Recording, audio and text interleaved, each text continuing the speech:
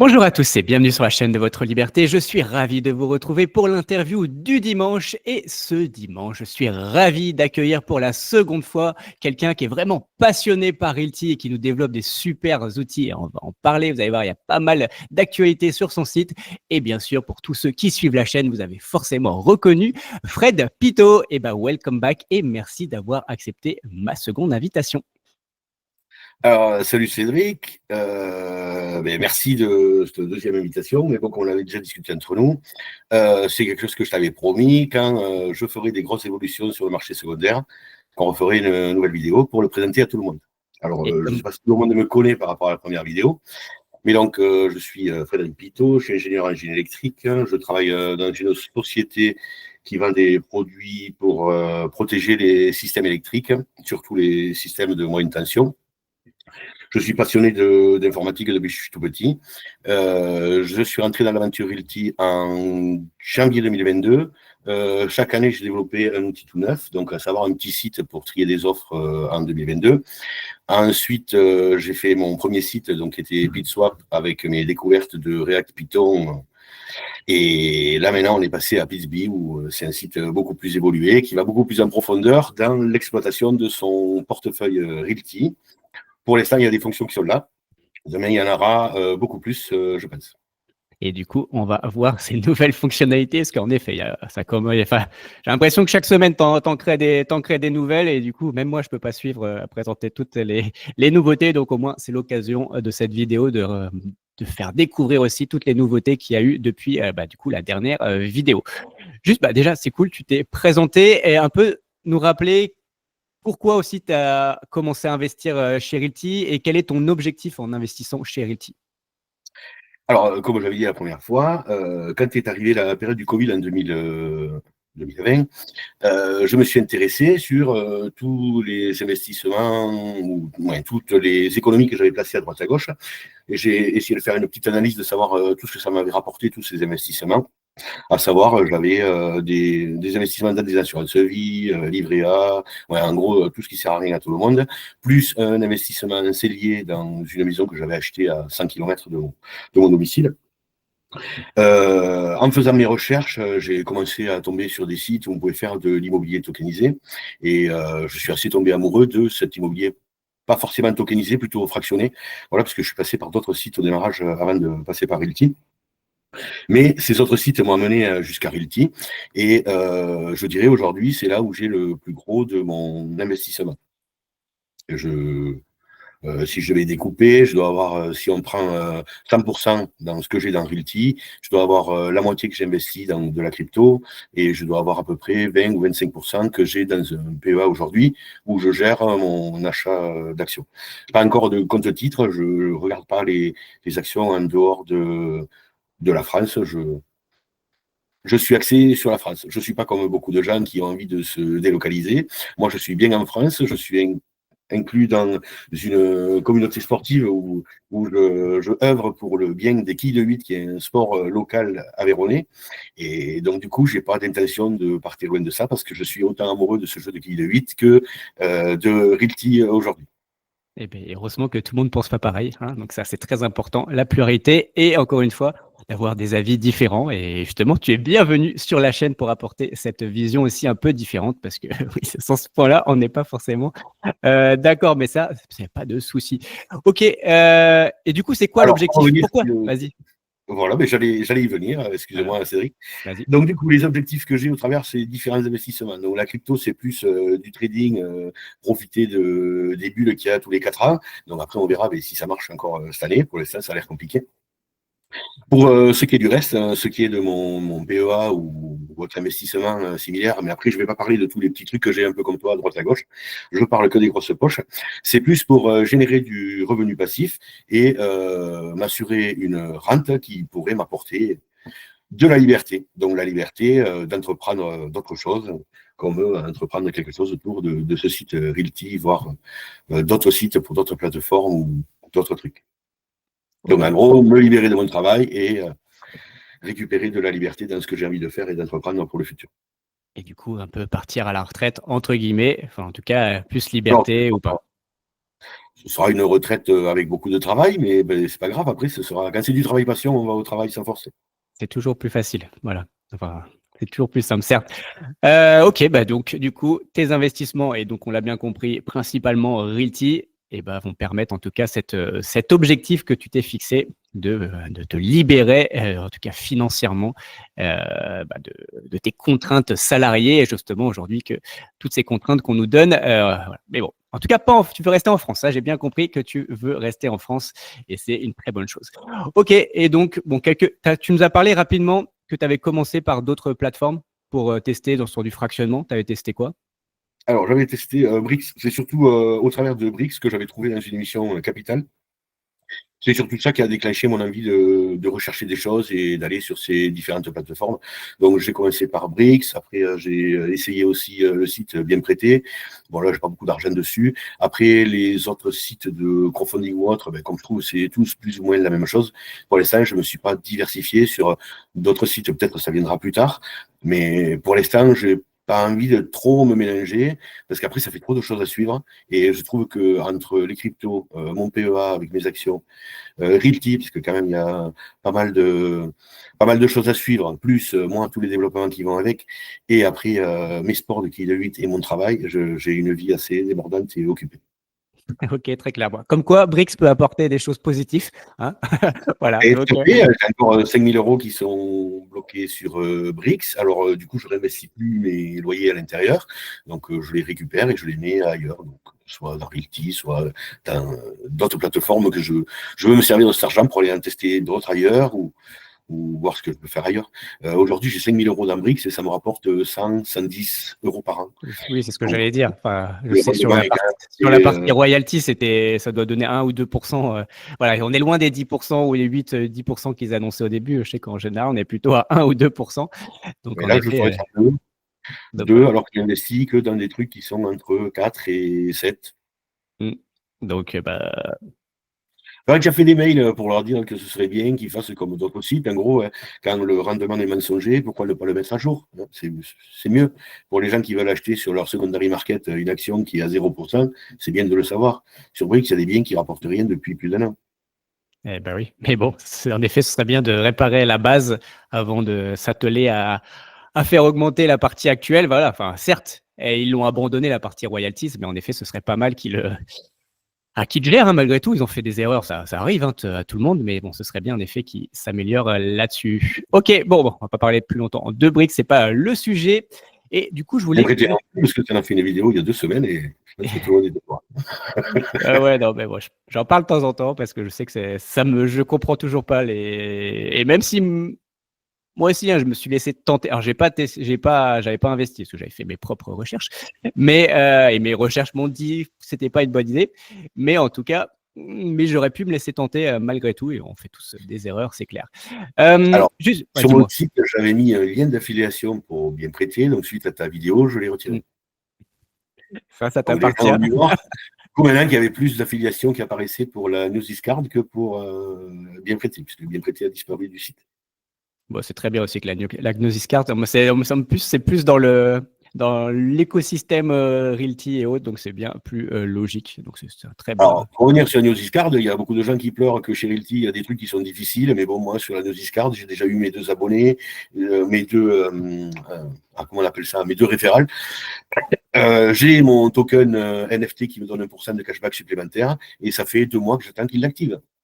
Donc voilà, je pense que toutes les plateformes et tout le monde a des problèmes, et les gens, de temps en temps, il faudrait qu'ils sachent s'apaiser un peu sur les petites startups qui essayent de faire avancer les choses. Des fois, ça prend du temps de faire avancer les choses, un peu comme moi avec mon site. Mais moi, j'ai que les félicitations de mes clients. Donc, du coup, je les remercie tous d'utiliser mon site et qui continuent à l'utiliser. Oui, et puis avec les nouvelles fonctionnalités qu'on va leur présenter, je pense c'est sûr qu'il va y avoir encore plus de monde.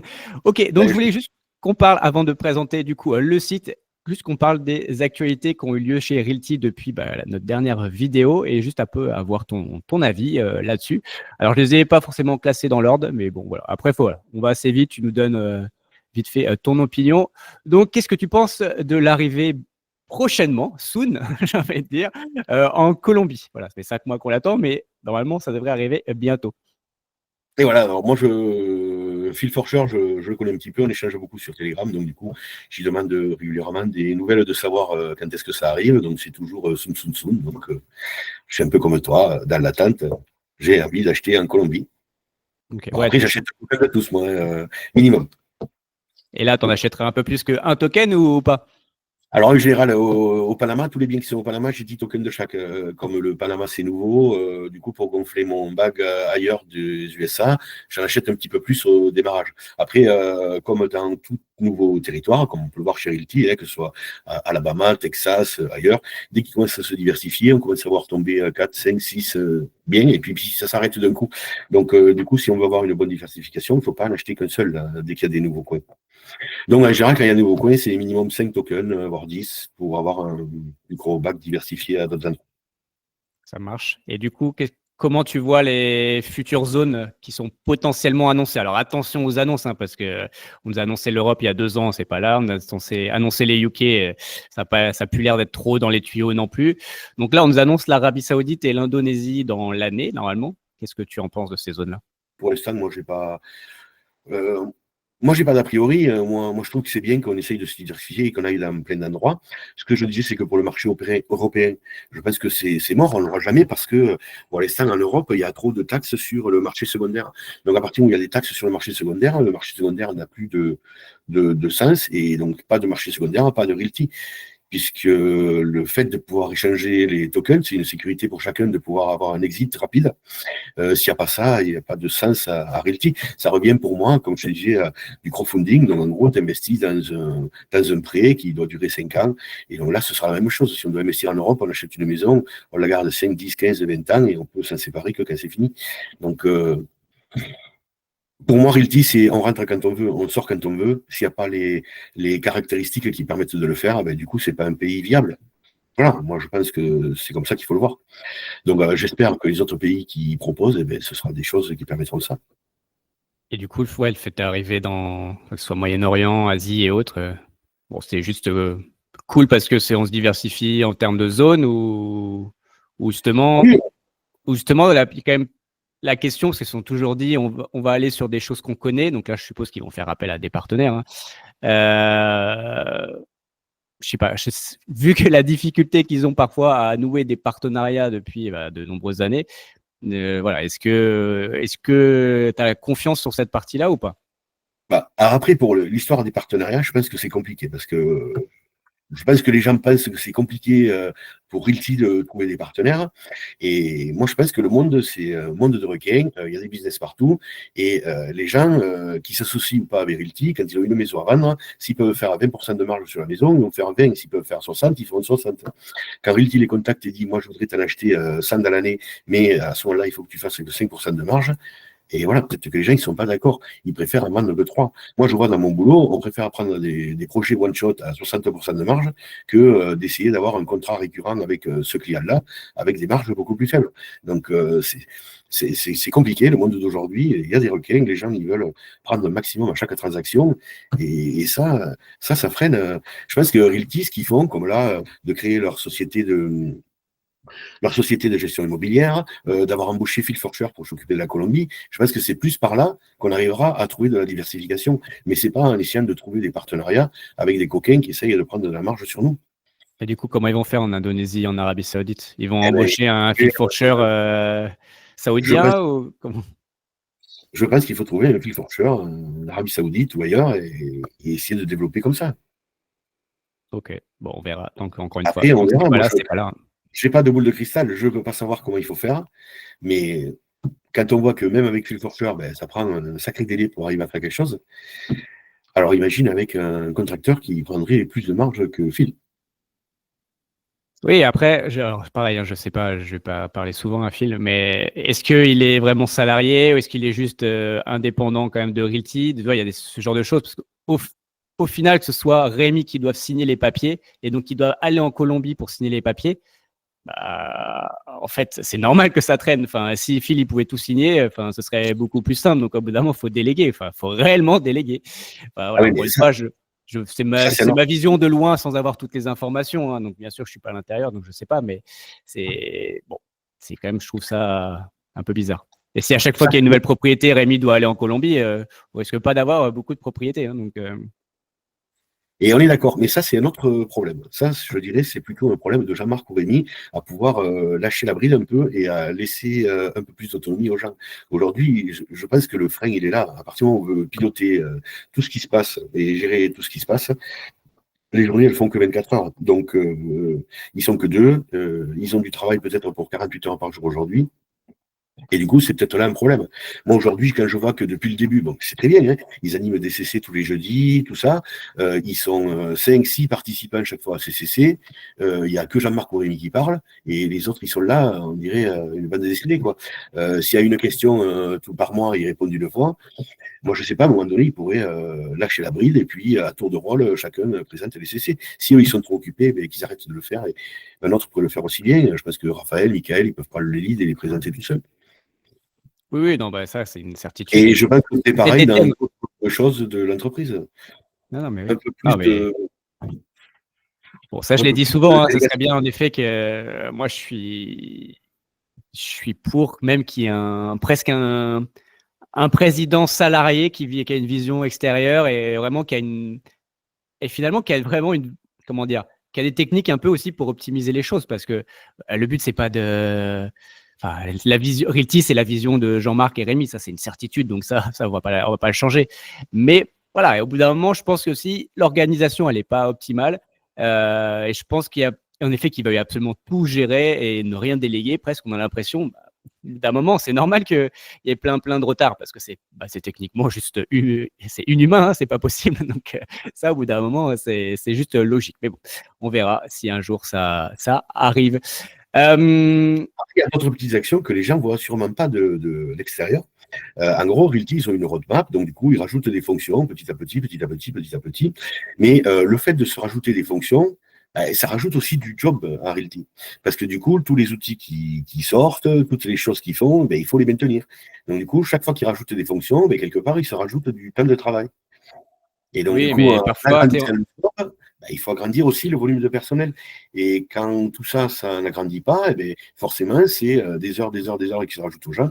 Et donc, du coup, du retard qui s'accumule ou des problèmes organisationnels.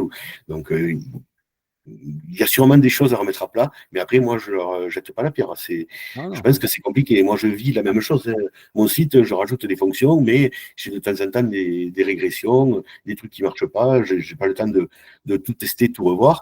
Et heureusement que j'ai une communauté bienveillante d'utilisateurs, et dès qu'il y a un moindre petit problème, du coup, les gens ils reviennent vers moi. Et après, ils apprécient ma réactivité, et du coup, j'essaye de leur rendre l'appareil en étant le plus réactif possible pour corriger les problèmes dès qu'ils arrivent. Non, après, l'idée, c'est pas de leur jeter la pierre, hein. Enfin, au contraire, enfin, encore une fois, ils ont créé quand même quelque chose de fantastique. Mais voilà, parfois, même sur des CC, et des fois, il y a des trucs où, ah bah, je me le note, je vais faire ça. Non, c'est du pur administratif. Enfin, je pense que ton temps serait beaucoup mieux utilisé enfin, je pense qu'il y a quelqu'un qui peut gérer de l'administratif pur et dur, envoyer un mail à je sais pas qui, quoi. Enfin, bon, voilà, c'est bon. C'est ma vision. Encore une fois, on n'est pas à l'intérieur de l'entreprise et forcément, on a forcément une vision aussi un peu biaisée et on voit pas les petits détails. Donc ça, c'est aussi logique. Juste, je vais t'emmener du coup aussi sur les nouveaux actifs parce qu'ils ont dit que qu'ils n'allaient pas rester uniquement sur de l'immobilier. Ils ont parlé un peu ils ont sous-entendu le private equity notamment. Qu'est-ce que tu penses de ça? Alors, private equity, bon, ben, pourquoi pas, hein. Aujourd'hui, on a deux tokens qui ne sont pas comme les autres déjà dans la liste de tokens qu'on a. On a deux tokens de Londres.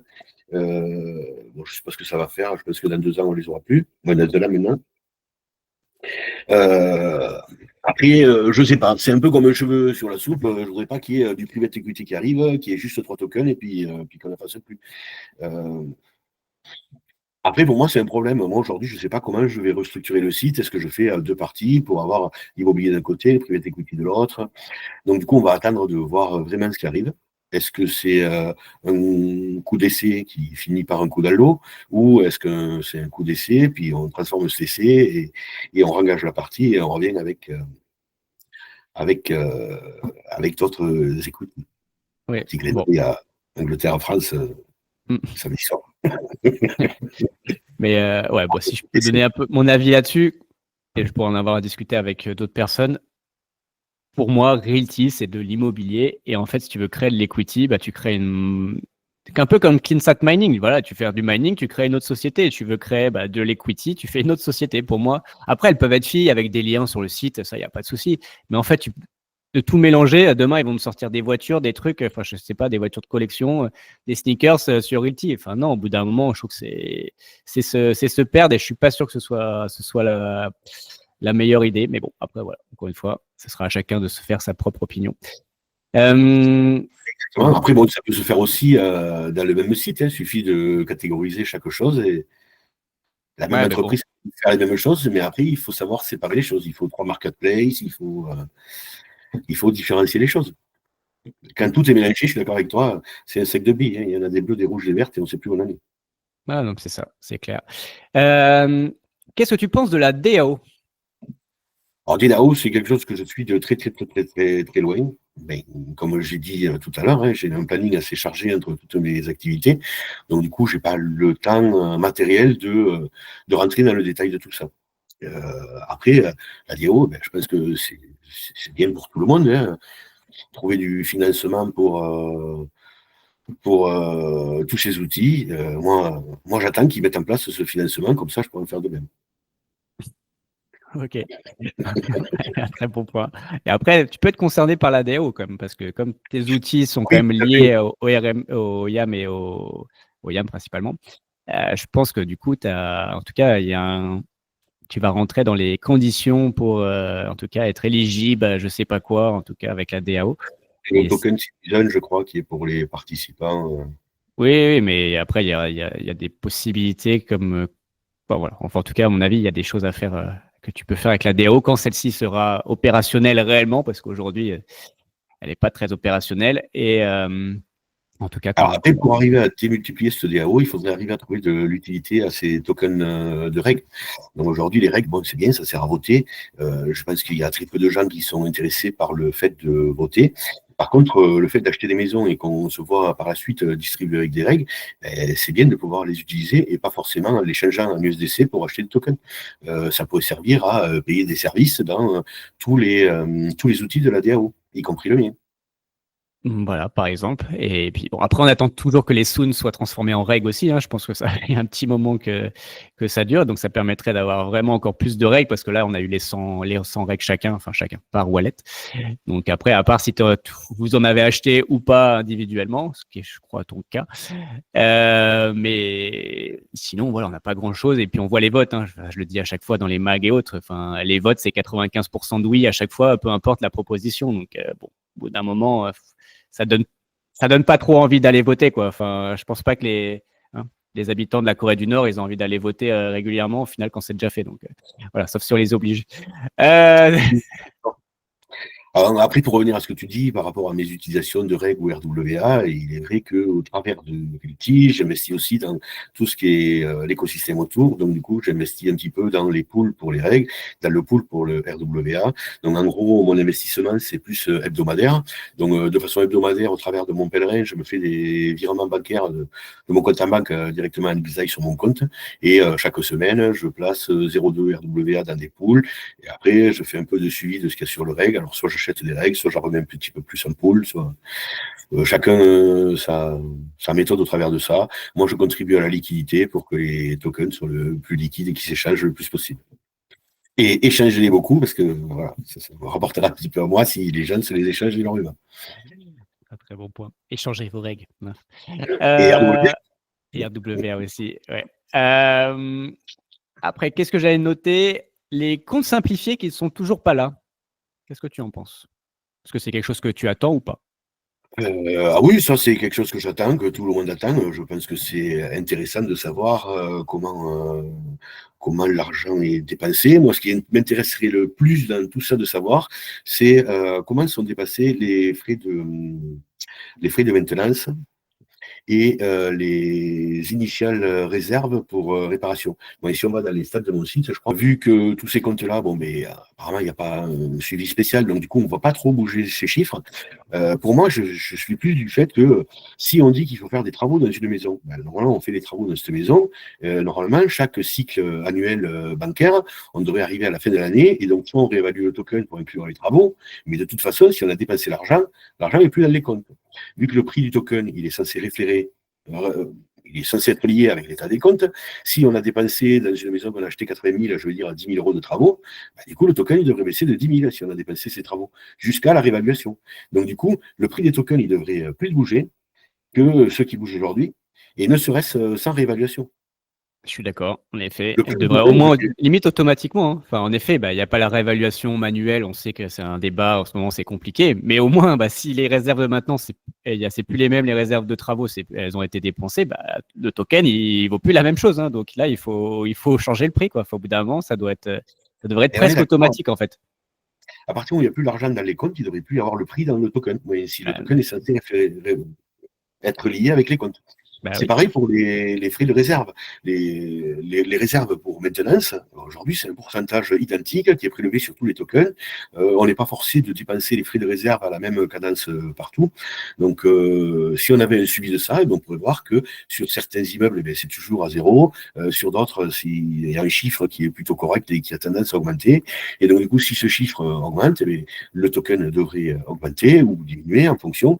Et après, on devrait pouvoir caper ces frais. Si jamais ils montent trop, du coup, on devrait normalement bouger le yield et redistribuer ces frais de maintenance aux holders si on ne les capitalise plus, parce que, par exemple, on a capitalisé 2 ans de réserve de maintenance. Non, mais par contre, ouais, ça, On n'a pas de je te suivi. rejoins. Enfin, clairement, limite, ça devrait presque changer tous les mois le prix du token parce que là, on utilise la réserve de maintenance, bah, le token il baisse. Là, on se décide, bah, il faut recharger un peu, bah, du coup, bah, la réserve. Et bah, finalement, on aurait un peu moins de loyer, mais en fait, on aurait cet argent-là, il irait directement dans la réserve de maintenance, donc le token prendrait de la valeur. Donc en fait, on perdrait pas d'argent en fait, techniquement. Donc en fait, c'est que ça devrait presque être automatique. Enfin, là, pour moi, il Alors, y a quelque peut-être chose. ça deviendra automatique quand tout sera lié avec les choses qu'on nous promet. Après, moi, je ne suis pas demandeur que ce soit tous les mois, parce que tous les mois, 650 maisons, 650 comptes à analyser, je pense que c'est énorme et ce serait sujet à beaucoup d'erreurs. Par contre, vu qu'il y a 650 maisons, si c'est fait de façon annuelle et qu'on a une distribution de maisons à peu près régulière, ça correspond à mettre à jour 65 maisons par mois. Et on devrait avoir 10% aujourd'hui, moins un douzième du parc qui bouge tous les mois, On est d'accord là-dessus. puisque chacun annuellement change. Donc, pour moi, c'est plus comme ça que ça devrait être fait. Mais après, Encore une fois, j'ai déjà posé les yaka, la yaka faucon, voilà. J'ai déjà posé plusieurs fois la question dans les CC et la réponse est toujours la même, hein. Il faut réévaluation pour qu'il y ait réanalyse de tous les coups. Donc, du coup, pour moi, je ne suis pas d'accord avec ça, mais bon, après, c'est comme ça. Ok, très clair. Et du coup, je partage le même avis que toi. Que penses-tu aussi, alors ça c'est une volonté de Jean-Marc principalement, des reventes qui devraient arriver de plus en plus souvent? Alors, les reventes, au début, j'étais pas pour, puisque moi, je pensais investir dans des tokens pour un revenu passif sur le très long terme. Et, donc, du coup, moi, je me disais, mais si j'ai mon token, si les loyers augmentent tout le temps, si le prix de ma maison, mais il augmente tout le temps, parce qu'aujourd'hui, on est dans un rêve avec Crédit, on voit que les maisons, elles font toutes qu'augmenter. On n'a jamais vu qu'ils baissent encore. Donc, du coup, j'étais contre, moi, j'étais pas pour qu'on vende les tokens ou autre. Après, j'ai pris un fichier Excel et puis je me suis mis à faire des petits calculs. Alors, du coup, j'ai dit, tiens, si j'achète un token, que je le garde 3 ans, je vais supposer au bout de 3 ans que le prix de mon immobilier a augmenté de 10%, combien j'ai gagné de loyer entre-temps, boum, boum. Et donc, je me suis focalisé en fait que sur la plus-value immobilière. Et je m'aperçois que si on fait un cycle de rotation de 3 ans et qu'on profite de hausse sur les tokens quand il y a de la hausse sur le token en le revendant, rien n'empêche de le réinvestir dans un autre token qui va arriver derrière. Mais par contre, si le token est augmenté de 10%, je mettrai 110% de la somme dans le token qui suit. Ça revient à la même chose que si j'avais gardé mon token, sauf que l'argent est investi dans un nouveau bien qui va resuivre un nouveau cycle et qui va réaugmenter. Ce qu'il y a, c'est un peu comme dans les cryptos. Quand on suit les influenceurs sur plein de cryptos, il y en a qui disent qu'il faut savoir prendre ses plus-values quand les plus-values, elles passent. Donc, si je prends un token au pif, là, par exemple, XRP était au ras des chaussettes il n'y a pas longtemps, à 0,5 centimes. Il est monté à 2 dollars, 2 dollars et demi. Donc, moi, personnellement, j'en ai de ça et j'en ai vendu un petit peu dans mon bag au fil des montées. Là, ils viennent de faire un saut à 3,5, il est redescendu à 2,5. Bon, mais ceux qui en ont vendu à 3,5 et qui en rachètent aujourd'hui à 2,5, c'est très bien. Eh bien, pour l'immobilier, pour moi, c'est un peu la même chose. On profite du fait que les maisons sont montées à 3,5 pour les XRP. On la vend, on prend la plus-value, et cette plus-value, on va la réinvestir dans une maison quand elle aura un peu dévalué. Donc moi, avec Realty, comme je fais un DCA régulier, du coup, je vais tout le temps acheter ou vendre au bon prix. Mais quand il y a un vrai bon prix pour la vente, je pense qu'il faut faire le pas et il faut vendre. Si on ne veut pas réinvestir l'argent de suite, aujourd'hui, on a le RMM, donc on le met, et c'est en attente au chaud qu'il y ait des belles maisons qui reviennent pour remettre l'argent dedans. Donc l'argent, il travaille en permanence avec Realty. Soit il est dans une maison, soit il est dans le RMM, mais après, il travaille. Alors après, je Ouais, sais que ça dépend des religions, hein. Il y a des gens qui ne peuvent pas gagner de l'argent quand ce n'est pas dans les maisons. Et après, je dirais, moi, ça, c'est un problème personnel de chacun, hein. Moi, je suis plus focus sur toutes les capacités que Realty propose aux holders. ouais. Par exemple, Michael, lui, il est contre ça. Lui, il est plus pour garder les propriétés. Et puis, si vous voulez les revendre, vous les revendez sur le YAM, vous les revendez à Realty, vous les revendez via le site de Fred. Voilà, il y a quand même plusieurs, il y a plein de possibilités. Et je, je suis d'accord qu'en effet, il faut prendre ses profits parfois. Mais clairement, on va pas être naïf. La raison pourquoi maintenant Jean-Marc veut revendre, c'est parce qu'ils prennent les 10%. C'est que ça va augmenter leurs revenus. C'est uniquement cette raison-là. C'est pas que pour la beauté et pour notre bien. Honnêtement, bon, encore une fois, je vois peut-être le mal partout, mais clairement, pour moi, la raison, c'est celle-ci, quoi. Bon, voilà. Après, à voir, peut-être que j'ai tort. Et pour l'instant, ils annoncent ça, encore une fois, depuis 6 mois, c'est toujours pas là. Et donc, on verra quand ce sera là et comment ça se passera, quoi. Et surtout, ce que dira la communauté, parce qu'encore une fois, c'est nous qui voterons si oui ou non on vote. Donc, on vend, pardon. Donc, voilà. Après, ça sera à chacun de faire ses choix. Et finalement, c'est même pas Realty qui décidera réellement. Alors, et Ouais. moi, par rapport à ces reventes de Realty, hein, moi, ce qui me horripile le plus, c'est qu'il faille détokeniser les tokens. Pour moi, je suis rentré dans l'aventure Realty parce qu'il y avait une promesse de supprimer les notaires. Donc aujourd'hui, je pars du principe que quand on revend un token, normalement, on n'a pas besoin de faire un vote. En gros, celui-là qui veut l'acheter, il va sur le YAM, il fait une offre de racheter tous les tokens, il fait une OPA, il met son prix, et on n'a qu'à tous rebalancer nos tokens à cette personne. Ceux qui veulent les vendre, ils les vendent. Mais quand quelqu'un fait une OPA, en gros, s'il y a un vote, il faut qu'ils soient automatiquement tous dirigés vers cette personne. Oui, mais Realty ne prendrait pas Mais si ces Realty explique bien 10%. les gens, quelque chose aux gens, ah, mais oui, mais là, après, ça, c'est le business. On est rentré dans une aventure comme ça. Après, il faut développer d'autres façons de faire du business, hein.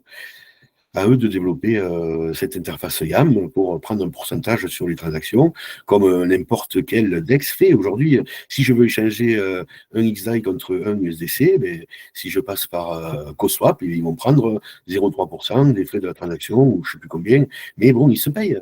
Comme BlackRock fait quand on achète ou vend du Bitcoin, comme n'importe qui fait. Les gens, il faut qu'ils sachent que le business, il faut quand même pouvoir gagner 4 sous pour acheter un macaroni, quoi. Oui, mais bon, le YAM appartient à la DAO, hein, donc ça veut dire que c'est potentiellement la DAO qui pourra mettre un pourcentage de fees et que ce sera pour la DAO. Et voilà, donc c'est bien cette écosystème. Enfin voilà, on veut décentraliser les choses ou pas. Oui, mais bon, au bout d'un moment, il se coupe aussi d'une part, en effet, de financement et tout. Donc, ouais, bon, voilà. C'est. Et moi, je suis prêt, moi qui mette le financement en marche, moi, je suis prêt. Je suis prêt à aller m'associer à cette action, hein. Aujourd'hui, moi, je suis gratuit parce que tout le monde est gratuit, hein. On va en parler, t'inquiète pas. Juste les deux derniers points. Parler du property manager voleur à Détroit. Quel est ton avis sur ce point-là? Alors, c'est sûr que ça peut frustrer les gens de la communauté, ça je peux le comprendre. Que ça frustre les gens de Realty, c'est normal. Il y a un proverbe qui dit, je crois, la vigilance n'exclut pas Le le contrôle. contrôle, ou comme ça. Donc la peur n'exclut pas le danger. Et, oui, un truc sur le contrôle, je ne me rappelle plus comment c'est la tournure. Mais bon, il est sûr qu'il faut contrôler. Après, tout le monde dit, ouais, contrôler, mais bon, c'est pas facile quand on a une relation de confiance avec quelqu'un et qu'un jour, cette relation part en éclat. Après, dans ce que Realty transmet au property manager, il y a tous les frais de maintenance, le mois de loyer d'avance qu'il y a aujourd'hui maintenant.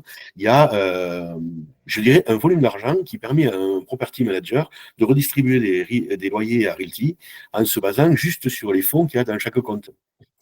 Donc, du coup, c'est facile de tricher pour 4-5 points, puisqu'il y a à peu près cette réserve dans les comptes de tous les biens. Et donc, du coup, je trouve que c'est normal que Realty s'en aperçoive aussi tard. Donc, pour pouvoir s'en apercevoir plus tôt, il faut faire des contrôles, il faut aller chez les gens, il faut voir avec les comptables, vérifier à minima 2, 3, 5 biens au pif. Voilà, il faut faire des audits chez ces gens-là. Euh, Mais ouais, mais après, après, tu vois, on revient sur la partie les comptes simplifiés. Enfin, pour moi, alors alors les comptes après, j'ai pas 650 biens comme eux à gérer, on est d'accord, je suis qu'un petit particulier, mais toi, avec ma dizaine de biens, moi, j'ai un compte par bien. Et ben désolé, je scrolle les 18 mois, je scrolle tous mes comptes. Est-ce que c'est reçu les loyers? Et oui, non, non, où on en est, s'il y a des trucs. Bah, en fait, quand tu as des comptes par société, tu vois tout, en fait. Au bout d'un moment, tu mais, checkes. Et je suis désolé, mais et encore une fois, je sais peut-être Chérie, elle peut pas tout faire. Je sais pas, on connaît pas tout ce qu'il y a à l'intérieur. Il y a des personnes, on nous parle de noms, mais qu'on voit potentiellement jamais. Mais si ça coûte trop cher, parce que je comprends, hein, encore une fois, il faut que la société soit rentable. Mais je sais pas, embauche un comptable en Inde, quelqu'un, enfin voilà, qui coûtera peut-être moins cher, mais qui pourra checker, enfin, juste de l'administratif aujourd'hui. C'est des choses qui c'est possible. Et elle pourra checker tous les comptes, voilà, juste regarder est-ce qu'on a bien reçu le virement. Mais je pense que c'est pas géré comme ça. Et c'est peut-être ça le problème, en fait. Encore une fois, c'est que des suppositions. On n'a pas les infos. et tout à fait, on a tous des suppositions. Hein. Et Si je c'est que reviens sur l'exemple que tu as dit, là, toi, tu dis que tu as 10 biens et tu checkes 10 comptes. Et qui est l'agent immobilier dans tout ça? C'est toi. oui, c'est moi. Voilà, donc c'est normal, en tant qu'agent immobilier, ben, tu surveilles tout. Donc s'il y a des dépenses à faire, tu le vois aussi dans tes comptes, tu fais les chèques. Là, c'est différent ce qui s'est passé.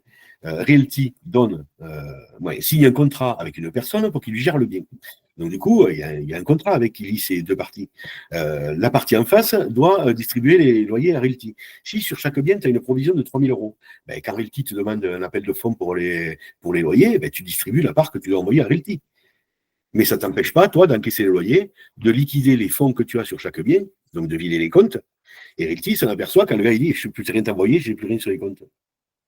Donc du coup, si le gars il a flambé les provisions de 80 biens, c'est là qu'on s'en aperçoit, quand on ne va pas surveiller tous les jours et auditer des comptes une fois de temps en temps. Après, moi, je ne suis pas champion là-dedans, hein, mais je pense que c'est pas facile. Il y a beaucoup qui disent ah, on aurait pu s'en apercevoir de suite. Moi, je ne pense pas. Si le gars il est malin et qu'il le fait comme il faut, eh ben, Non, c'est mais bien marrant. sûr. Hein. Un ou Il deux faut 3, mois, c'est 4 ans, on va impossible. le voir. Ouais. Non, voilà, 1 ou 2 mois, c'est ingérable. C'est sûr que tu peux pas t'en rendre compte au bout d'un 2 mois. Et Ah oui, voilà. la Mais encore une confiance. fois, oui, la confiance n'exclut pas le danger. Mais le contrôle, pardon. Mais voilà, bon, ok. Bon, de toute façon, on n'a pas plus d'infos. Déjà, c'est ok, c'est bien, ils nous en ont parlé. Mais pour l'instant, on reste quand même beaucoup dans l'inconnu. Quelle propriété ça concerne? Qu'est-ce qui est réellement les problèmes? Pour l'instant, on n'a pas plus d'informations là-dessus.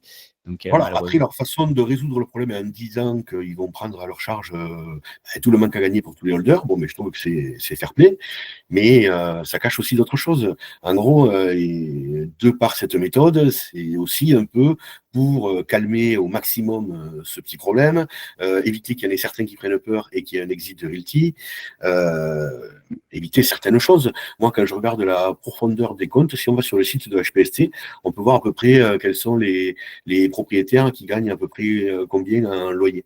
Je crois que sur tous les holders qu'il y a chez Realty, quand on arrive à peu près au 5 millième, on est à peu près à 4 dollars de gain par semaine.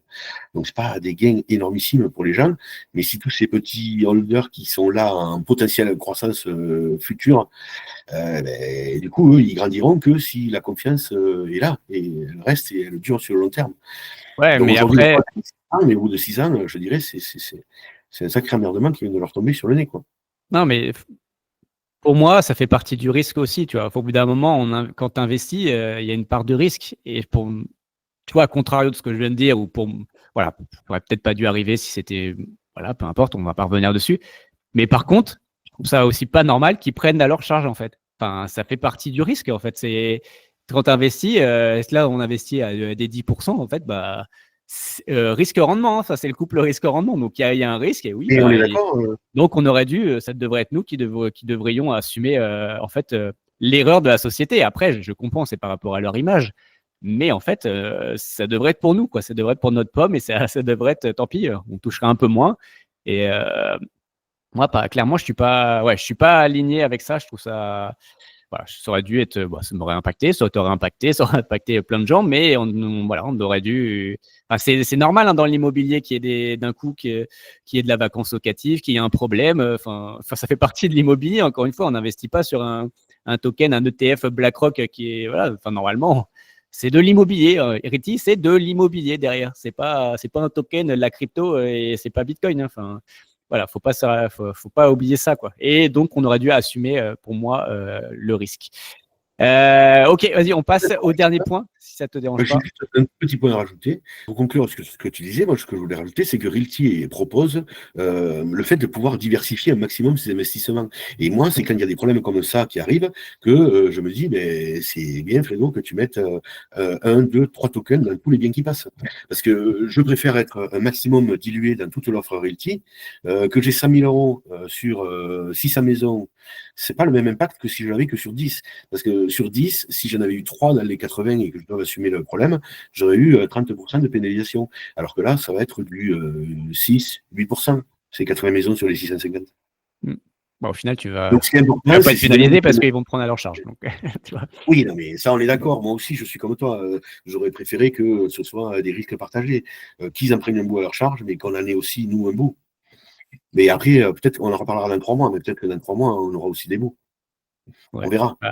Oui, on verra. Si les locataires ne sont pas là, dans 3 mois, on n'aura plus le loyer. Il y a des possibilités. On verra ça.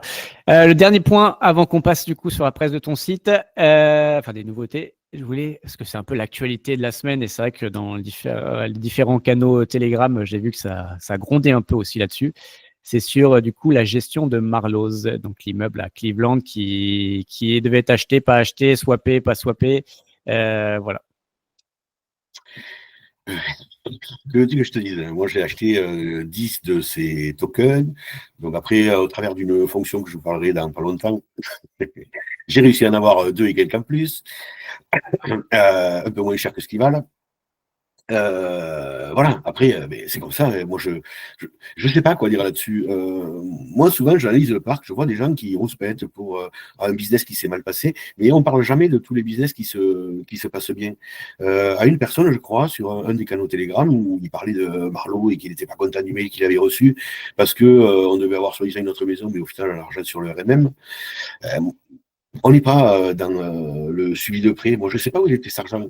Est-ce qu'on l'avait mis aux mains d'avocats qui suivaient ce dossier-là? Après, une fois qu'ils décident de ne plus acheter le bien, eh il faut le temps que les procédures se terminent pour qu'on nous relibère l'argent qui était avec. Moi, je pense que s'ils le placent sur le RMM aujourd'hui, c'est qu'ils ne pouvaient pas le faire hier. Il n'y a qu'à voir sur Pino Alto, dès qu'ils ont pu en mettre, ils en ont mis. Bon, après, là, ça, je suis contre avec ça. Hein. Moi, j'ai fait une proposition il n'y a pas longtemps pour tout ce qui est les tokens au Panama. Moi, je trouve insupportable que les gens n'investissent pas là-dedans. Il y a tout un équipage de holders qui sont là vraiment que pour le yield, 100% le yield que le yield. Mais aujourd'hui, si les tokens du Panama étaient vendus, on les aurait tous sur le RMM. Donc, il n'y a pas longtemps, j'avais fait une petite proposition pour dire, quand on est les premiers investisseurs sur ces tokens-là, on paye les premiers appels de fonds. Donc, moi, je pense que ces maisons qui fonctionnent comme ça, elles devraient fonctionner comme les maisons de réinvestissement. C'est-à-dire que si on met de l'argent dedans, eh ben, du coup, cet argent, il va directement sur le RMM, et les gens qui l'ont déposé pendant une durée d'une semaine, on devrait leur redistribuer des tokens de cette même maison-là. Pas de l'argent du RMM. Mais l'argent du RMM devrait générer comme les maisons de réinvestissement. J'ai acheté au début, et comme ça, les maisons se vendent. Il y a beaucoup de plateformes qui fonctionnent comme ça. Hein. Donc, bon, ben après, Felty n'est pas prêt de le faire, puisque c'est des devs en plus. Je peux comprendre qu'il y ait des devs en plus. Après, il faut savoir prioriser. Est-ce que c'est des devs pour des trucs futurs qui sont utiles, ou est-ce qu'il y a des choses qui sont plus importantes pour la communauté aujourd'hui à développer? Et donc, du coup, il faut descoper et remettre en place des trucs plus urgents. Moi, je n'ai pas la gestion des priorités chez Felty.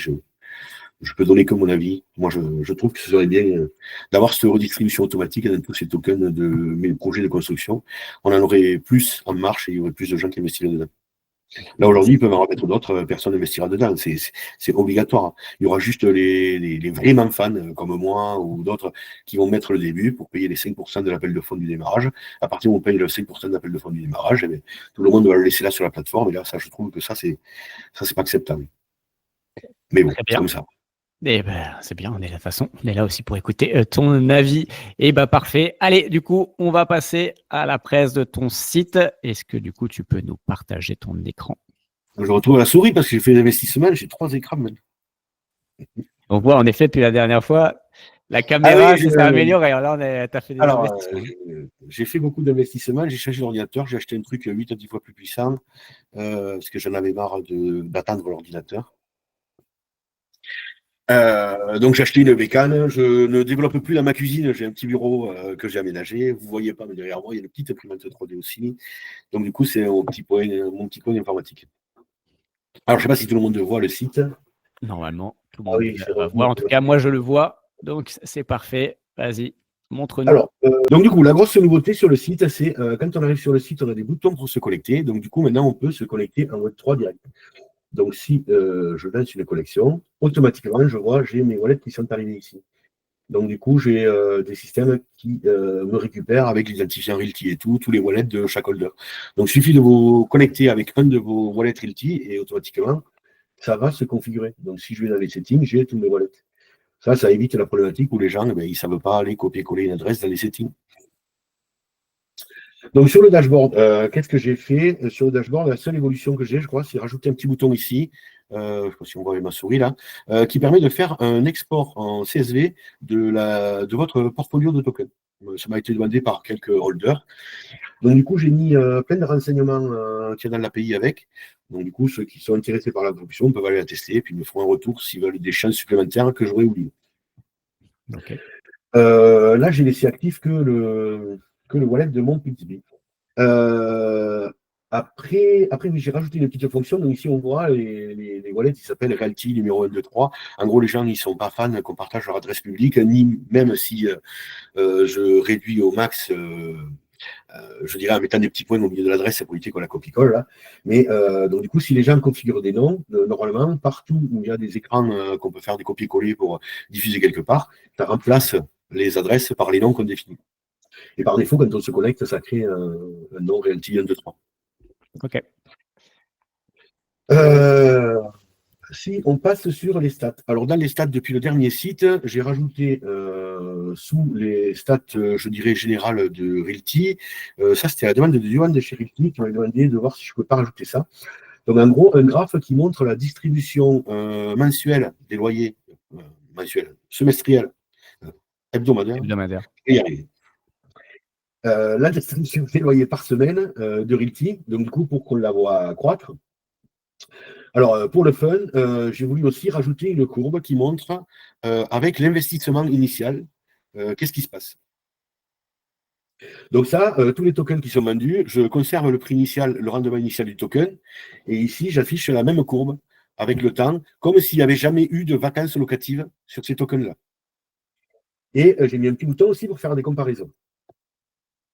Alors du coup, on peut voir que en 2023, Riti avait voulu faire des... ça me fait chier ce truc-là. Bon, je vais lever la souris. Ici, on peut voir, en 2023, on a une énorme chute en 2023, comme vous voyez. Et en 2023, c'est quand il y avait eu les augmentations agressives de loyer. De loyer. Voilà. Donc là, on peut voir que le fait d'avoir voulu faire des augmentations agressives, ben derrière, on a du mal à revenir sur le fil du fil vert, en fait, qui est comme si on n'avait rien fait du tout. Et en 2024, on a fait une augmentation de 3% sur tout le parc de 265 maisons qui ont été augmentées. Et là, on voit que c'est un effet qui est plus positif sur les loyers. Donc, je pense que les augmentations agressives, ben, ce n'est pas terrible. À voir sur le futur, mais aujourd'hui, je dirais que les augmentations agressives, ben, il ne faut plus le faire. Ensuite, quelques petites évolutions. Donc, sur les 6 derniers mois, on peut voir les propriétés. Je crois que je faisais 6 mois jour le jour. Donc là, maintenant, je prends sur, par exemple, le mois d'août, ici, comme moi, je regarde toutes les propriétés vendues entre le 1er et le 31 août. Et pas le 5 août, comme on est aujourd'hui, le 5 février. Non, on n'est pas le 5 février, on est dimanche, pardon. Ensuite, j'ai rajouté une petite fonction où on peut voir ce que Realty a fait comme chiffre d'affaires depuis ses débuts, donc depuis 2019. Jusqu'à aujourd'hui et le nombre de propriétés vendues. J'ai modifié aussi les petits composants de pie chart ici. Donc, je ne sais pas, pour ceux qui n'ont pas vu, on peut cliquer, là, ça bouge. Et surtout, dans ceux qui montrent la diversification qu'on peut avoir entre les villes ou les États pays. Donc, j'ai rajouté par country ou par État. Donc, du coup, par État, on n'a que le Panama. Et on peut ici, juste en cliquant, choisir par ville. Donc, quand on est par ville, je mets que les 30 où Realty a fait le plus d'investissements. Quand vous allez dans votre wallet, vous avez exactement le même, mais avec la diversification des villes dans votre wallet. Après, dans les stats, j'ai rajouté un petit paragraphe. Donc ça m'a été demandé aussi. Et puis, je vois que c'est beaucoup apprécié. Par contre, par manque de temps, je ne rajoute pas beaucoup de choses. Mais ici, j'ai rajouté un système de recherche qui aujourd'hui est manuel chez moi. Donc, c'est moi qui lance des recherches sur des sites. Si je vais sur un token quelconque, je vais prendre ce token Fairport. En fait, ici, on voit qu'on peut aller sur le site de Open Corporate et en gros, moi, j'ai vérifié le numéro de société de cette Inc. Donc aujourd'hui, je ne sais rechercher que les Inc, les LLC. Je n'ai pas encore compris comment on faisait entre le issue name qui est sur le site, l'adresse du token, les LLC série, Realty 1, 2, 3, 5, 6, 8. Ouais, moi, je n'ai pas trop compris, je ne me suis pas trop penché sur le truc, mais en discutant avec d'autres personnes, j'ai vu qu'il y avait des moyens de passer par des sites autres qui montrent les parcelles, comme celui-là que je t'ai montré autrefois, Recrit, je crois. Je crois que tu t'insères dans tes vidéos, toi aussi. Ouais. Un site qui montre le cadastre. Donc, au travers de ce site du cadastre, on peut aussi retrouver le nom du propriétaire et tout ça.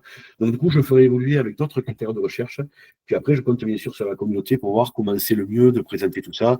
Est-ce que je fais quelque chose que je montre dans le dernier mois les nouvelles propriétés que j'ai trouvées? Il faudra que je fasse en permanence des mises à jour. Il faut savoir que les tokens sur ces sites-là, ils sont mis à jour avec un délai de 3 à 6 mois. X mois. Ouais. C'est comme l'administration américaine est censée être plus rapide que la française, mais bon, des fois, c'est aussi un peu long pour le parti cadastre. Et tout ça, cette fonctionnalité, c'est pour un peu tous ceux aussi qui demandent parfois si les propriétés sont vraiment achetées, s'ils sont vraiment, si on est vraiment propriétaire ou pas. Donc là, vous avez vraiment le nom de la société et finalement, encore une fois, votre token correspond à cette société-là. Donc, votre token égale une action de cette société. Donc, pour le coup, en tout cas, sur les i, c'est vérifié par Fred qu'elles sont bien achetées et que ces sociétés existent bien. Alors, vous avez la possibilité aussi, en cliquant ici, je ne sais pas, tu me dis si ça on le voit, ça. Non, on ne verra pas la page. Il faudrait que je partage l'écran alors plus qu'une page. Voilà, donc on est revenu sur le site de la WER et donc, en gros, au niveau de la société, quelques renseignements. Donc, il y a un autre site ici où je fais des recherches, mais je pense que je vais les retirer, celles qui sont sur le Delaware Division Corporation. Aujourd'hui, je laisse le lien parce que c'est un autre site qui permet aussi de contrôler les sociétés. J'ai 4-5 sites à analyser. Faire du scrapping sur les sites, c'est assez complexe. Quand moi, je dois faire tourner mon automate qui fait la recherche de ça sur tous les tokens, il tourne à peu près pendant 48 heures. Parce que quand on va sur ces sites-là, on a un temps d'accès. Je crois que je peux faire une recherche que toutes les 3 minutes. Si je vais au-delà de ça, eux, après, ils me bloquent l'accès pendant un X temps. Et donc, du coup, je ne peux pas aller à une cadence folle. Si on va sur à côté sur les tokens inconnus, j'avais mis aussi un petit truc, mais j'ai désactivé le bouton send pour que les gens puissent automatiser. Comme je n'ai pas encore fait les automatisations pour vous proposer de mettre des critères de recherche et lancer des recherches pour ajouter des nouvelles recherches sur un token en particulier, parce que vous auriez pu trouver de votre côté quelque chose, et donc du coup indiquer à mon site, fais une recherche aujourd'hui. Comme ça, j'ai pas moi à faire des trucs où je vais chercher tous les jours des choses qui peuvent être mises à jour que tous les 6 mois ou avec 6 mois, 8 mois de retard. Mais bon, après, je vais initier de réfléchir pour améliorer que communautairement par là, on puisse tous accéder à ça. Ça marche. Et le market. Donc là, après, on arrive sur le marché. Donc le marché, je pense que sur le market, tout le monde connaît mon market. Donc on a la partie pour les offres de vente. Juste pour rappel, le market, il est lié bien sûr au YAM ou Swapcat, mais bon, enfin principalement au YAM. Et donc du coup, c'est juste l'interface, elle est quand même beaucoup plus sympa que le YAM parce que le YAM c'est vraiment indigeste. Et pour le coup, vraiment, voilà. Donc c'est juste un reflet des offres du YAM avec des filtres que du coup, vas-y, tu vas nous présenter. Alors exactement. Alors moi, j'ai rajouté la possibilité de pouvoir filtrer un peu tous les tokens. Donc je récupère un peu toutes les offres. Après, il y en a qui se mettent à jour de par action sur la blockchain. Donc dès que je vois qu'il y a des buys, des create offers, des choses, j'essaye de mettre à jour au max. Après, quand il y a des gens qui créent une offre et puis après qui créent une autre offre avec un autre coin et ainsi de suite, quand quelqu'un fait un buy sur une offre en USDC, c'est très compliqué d'arriver à la linker et de faire une mise à jour d'une offre avec un même mount qui serait un WXI. Donc, pour pallier à ça, en gros, chaque fois qu'un utilisateur clique sur une offre, automatiquement, je fais une vérification. Et donc, du coup, s'il y a des différences, ça va se mettre à jour. Donc, des fois, vous pouvez voir en bas, en bas de l'écran un petit message en rouge qui arrive et qui dit qu'il y a un problème de synchronisation. Et donc, du coup, ça permet à tous les holders qui parcourent mes offres et qui vont dans les offres de faire en sorte qu'elles soient en permanence mises à jour pour les autres utilisateurs. Après, quand elles ne sont pas mises à jour, j'ai une tâche de fond qui va rechercher les 250 plus vieilles offres existantes et qui les met à jour au fil du temps. Donc, du coup, moins il y en a, plus ça va vite, et plus il y en a, plus c'est long, et ainsi de suite. Donc, au travers des offres, ici, on a un petit entonnoir. Les gens n'ont pas forcément l'habitude de cliquer dessus, mais cet entonnoir qui est ici à gauche vous permet d'avoir tout un paquet de filtrage. Donc, du coup, on peut venir filtrer sur toutes les colonnes. Par défaut, j'ai rajouté par défaut, quand donc un nouvel utilisateur arrive sur mon site, que ça lui mette un filtrage sur le unmute des offres, qui est compris entre 0,01 et donc 10 000. Parce que j'avais mis 10 000. Et après, par défaut, sur les restart, ça se met en mode automatique. Et en gros, ça nous propose que des offres pour lesquelles la restart n'a pas démarré. Ok. Donc après, on peut passer à manuel si on a envie. On peut enlever le filtrage ici et on va voir toutes les offres. Donc là, du coup, je vois que j'ai des Vervana ou autres qui sont prévus pour 3 000 qui arrivent. Moi, j'aime bien acheter que des choses pour lesquelles en fait, il y a du rendement. Voilà. Je pense que c'est ce que les gens cherchent sur le YAM En général. en général. Et juste, tu peux retourner sur juste la page d'avant, sur Sales. Je voulais juste que tu remontes une fonctionnalité qui, pour moi, est important. Par exemple, tu peux aller sur le token Manhattan, là, Toledo, s'il te plaît. Donc, on voit, par exemple, celui-ci, le nouveau yield est à 10,1%. Donc, on pourrait se dire, waouh, c'est trop cool d'avoir un yield de 10%. C'est génial. Mais la petite fonctionnalité qui est, pour moi, hyper important, c'est du coup la dernière ligne. Et on voit, du coup, combien de semaines il va vous falloir de loyer pour rembourser le premium que vous allez payer. Donc là, je crois qu'il y avait 30%, je ne sais plus exactement, même 39%. Donc en fait, pour pouvoir rembourser ce premium, il va vous falloir donc 145 semaines. Donc je vous laisse faire le calcul, ça fait quasiment 3 ans.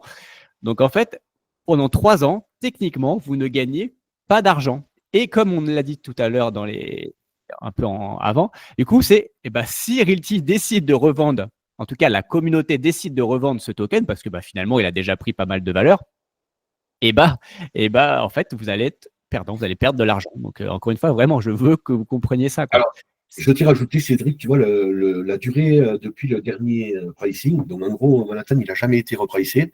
Et là, on peut voir en fait que ce token, il est là depuis 1224 jours. Donc, du coup, ça fait presque 4 ans que ce token a été vendu par Realty. Et s'ils veulent vendre les plus vieilles maisons, je pense que celui-là, il risque de faire partie parce qu'il a un bon rendement aussi.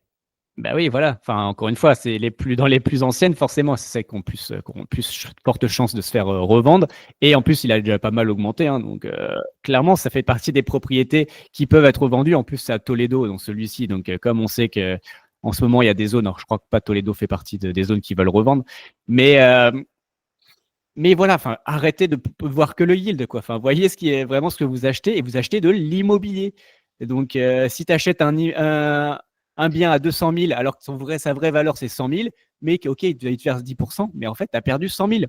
Donc, je fais des raccourcis parce que là, j'ai fait une vidéo où je vous présentais tout ça. Donc, allez la revoir. Mais clairement, voilà, comprenez vraiment ce que vous achetez et vous n'achetez pas un yield. C'est pas une action. Vous n'achetez pas Total. OK, moi, tu achètes Total à 6%. Oui, là, OK, Total, elle va pas faire faillite demain, normalement. Et elle va pas t'obliger à revendre l'action. Elle va pas t'obliger. Donc, ça, normalement, il n'y a pas de souci. Là, c'est pas la même chose. Vous achetez de l'immobilier. Encore une fois, il faut vraiment l'avoir en tête.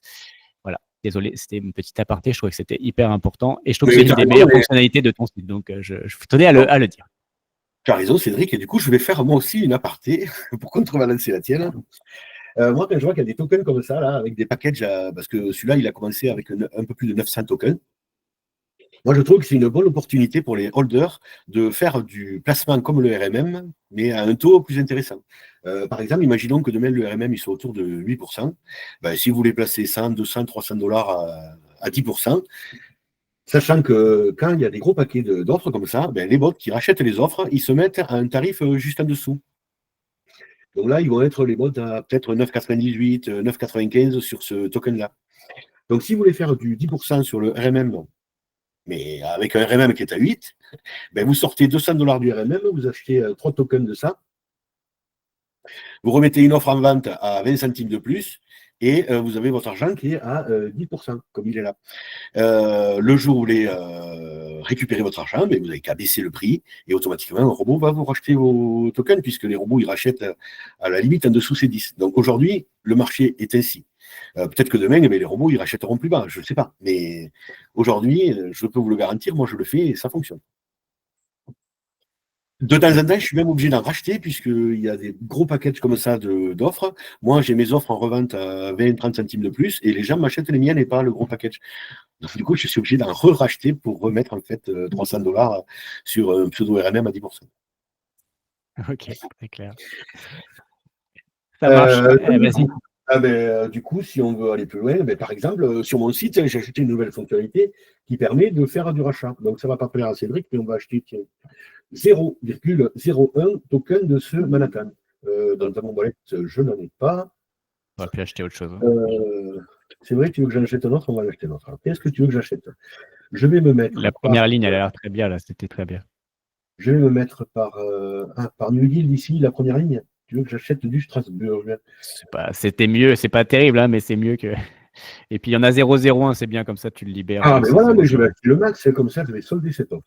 Alors, ici, quand on est arrivé, je ne sais pas si vous avez vu, je vais enlever mon autorisation de dépense ici. Quand j'arrive ici, j'ai une autorisation de dépense de 0 en USDC. Mais par contre, j'ai bien 50$ en USDC sur mon compte. Donc, vu que je n'ai pas d'autorisation de dépense, le max ici, par défaut, mais si je fais le max, le site il va me proposer de remettre une autorisation de dépense pour le max. Donc là, c'est 60 centimes. Donc, en validant ici, j'espère que vous allez le voir. Mon petit rabis, tac, tac. Donc, j'ai mon rabis, clic, je valide ma transaction. Donc, j'ai mon autorisation de dépense qui vient de passer. Maintenant, j'ai un petit panier qui arrive ici. Et ici, il me demande si je veux bien acheter 0,01 pour 60 centimes. Donc, je vais acheter mon petit token. Pareil, j'ai ma transaction qui arrive pour l'achat. Donc, ici, on voit bien, on peut regarder, hein, c'est bien une offre buy avec le token, le prix. Si je vais dans les settings, je ne sais plus, il y a un truc où on peut aller voir le contenu des data avant d'envoyer. Bon, moi, j'ai confiance à ce que j'ai codé, donc je valide. Je valide ici. Et là, on a acheté 0,01 token de Strasbourg. Donc là, la transaction est passée. À minima, je pourrais revenir sur mon dashboard. Je mets à jour mon dashboard. Si les graphes et tout, ça marche nickel, là, je vais voir. N'hésitez pas à les refresh, parce que parfois on dit ah, mais ça marche pas. Je vois des messages parfois. N'écoutez pas pour Cédric. Voilà. Refresh, calme. Refresh. Ouais, pas trop refresh parce que ça coûte des. Après, on peut refresh, mais bon, après, au-delà de 100 000 refresh, moi, ça commence à me coûter des sous. Oui, c'est vrai que ça coûte des sous. Soit payant, utilisez-le à bon escient. Voilà. Et du coup, on voit, c'est bon, Strasbourg est arrivé sur le portefeuille. Donc, on voit que, oui, voilà, exact. Vas-y, je te laisse commenter. Et ben voilà, non, c'est bien. Au moins, elle est là, tout va bien, on est content. On a un yield à 10,78, mais je ne sais plus à combien il était, mais bon, après. Donc, allez voir, je peux l'offre. Si on va vite, l'offre est peut-être toujours là. De toute façon, l'offre est toujours là à 0. Market, qu'est-ce que je fais? Oui, elle est toujours là, il était à 10,78. Donc là, il était à 10,09. Voilà, donc, du coup, bien. Un yield à 10,78, mais. Acheter un yield, c'est bien. C'est tout ce que je viens de dire avant. Non, c'était pour l'exemple. C'est très bien. Donc là, du coup, dans l'exemple, on va voir, mais il me dit qu'il y a nothing to buy, puisque c'est moi qui les ai achetés. Et donc, du coup, l'offre, elle va être mise à jour. Oui, après, il faut qu'en tant que des mises à jour, se mettent à jour. Les minutes. Donc, du coup, là, on va peut-être un peu vite et il n'a pas eu le temps de tout refresh.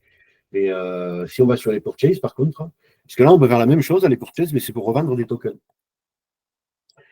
Donc, revendre des tokens ici. Donc, je vais choisir les offres avec un Dreamcycle. Qu'est-ce qu'il me fait? Parce que j'en ai plein mon wallet, comme vous avez pu voir.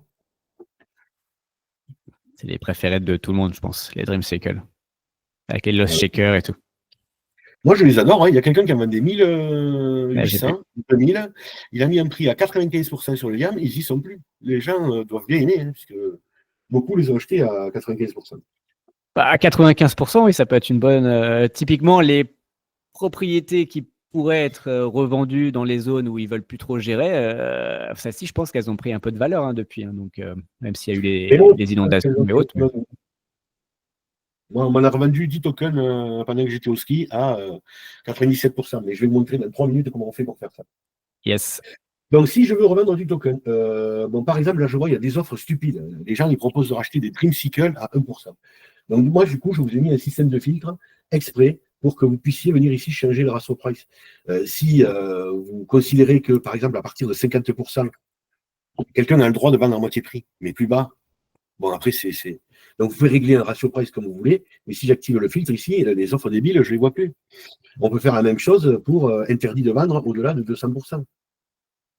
Et donc, du coup, si je reviens sur mes sales offers, où je vois qu'il y a des fois des gens qui vendent à du 29 800%, voilà, on peut mettre des filtres pour que toutes ces offres, on ne les voit plus.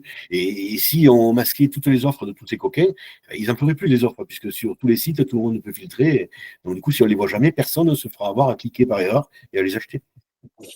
Bon, après, les ratios price à moins de à 50, techniquement, Realty est censé aujourd'hui te les racheter à 97, donc c'est pas forcément très intéressant. Mais bon. Et alors, Ripti, ça, c'est un autre problème, parce qu'il te rachète à 97, mais 2000 par semaine. Le gars qui en avait 2000 tokens à vendre, lui, il en a pour un an à les revendre à Realty dans le rythme où il doit les revendre. C'est $2000, hein, c'est pas 2000 tokens d'ailleurs, je crois. 2000 $ par semaine. Ouais, donc oui. Et lui, il avait 2000 tokens à vendre. Ouais, donc il en a pour 50 tokens, 20 fois 2, ça fait 1000. Donc, même, il en avait pour 2 ans à vendre ces Dreamcycle Realty. 2050, ouais, non, ça fait. Oui, peu importe. Mais oui, il en avait pour un bout de temps.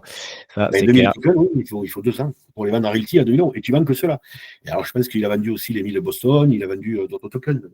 Moi, je n'ai pas été voir son portefeuille en particulier, mais d'ailleurs, hier soir, il a voulu faire une petite modif et Boston, les 1000, ils sont partis à 5 $. Ce matin, il doit trembler. Ça, c'est ce matin, ça doit faire mal à son portefeuille, je pense. Je pense qu'il a dû le voir de suite parce qu'il a fait une mise à jour de l'offre. L'offre, il voulait la mettre à 50 $, il l'a mis à 5 $ et les tokens sont partis à moins de 6 secondes de limite. Je pense qu'il n'a pas eu le temps de modifier. Mais ça, attention aussi aux offres. Du coup, quand vous êtes sur les purchase offers, le meilleur rendement pour la personne qui cherche à vendre des tokens, c'est de trier par ratio de prix. Plus le ratio de prix est important, plus vous allez vendre cher votre token. Donc là, du coup, je vois qu'il y a 0,92 en rachat de Dreamcycle, donc en cliquant là-dessus. Du coup, c'est le même système que tout à l'heure. Je vais vendre à cette personne 0,01. Il y a des petits bugs d'affichage qui seront améliorés. C'est parce que je n'ai pas le droit d'utiliser le point sur le clavier, donc 0,01. Donc je m'autorise le droit de vendre 0,01 Dreamcycle.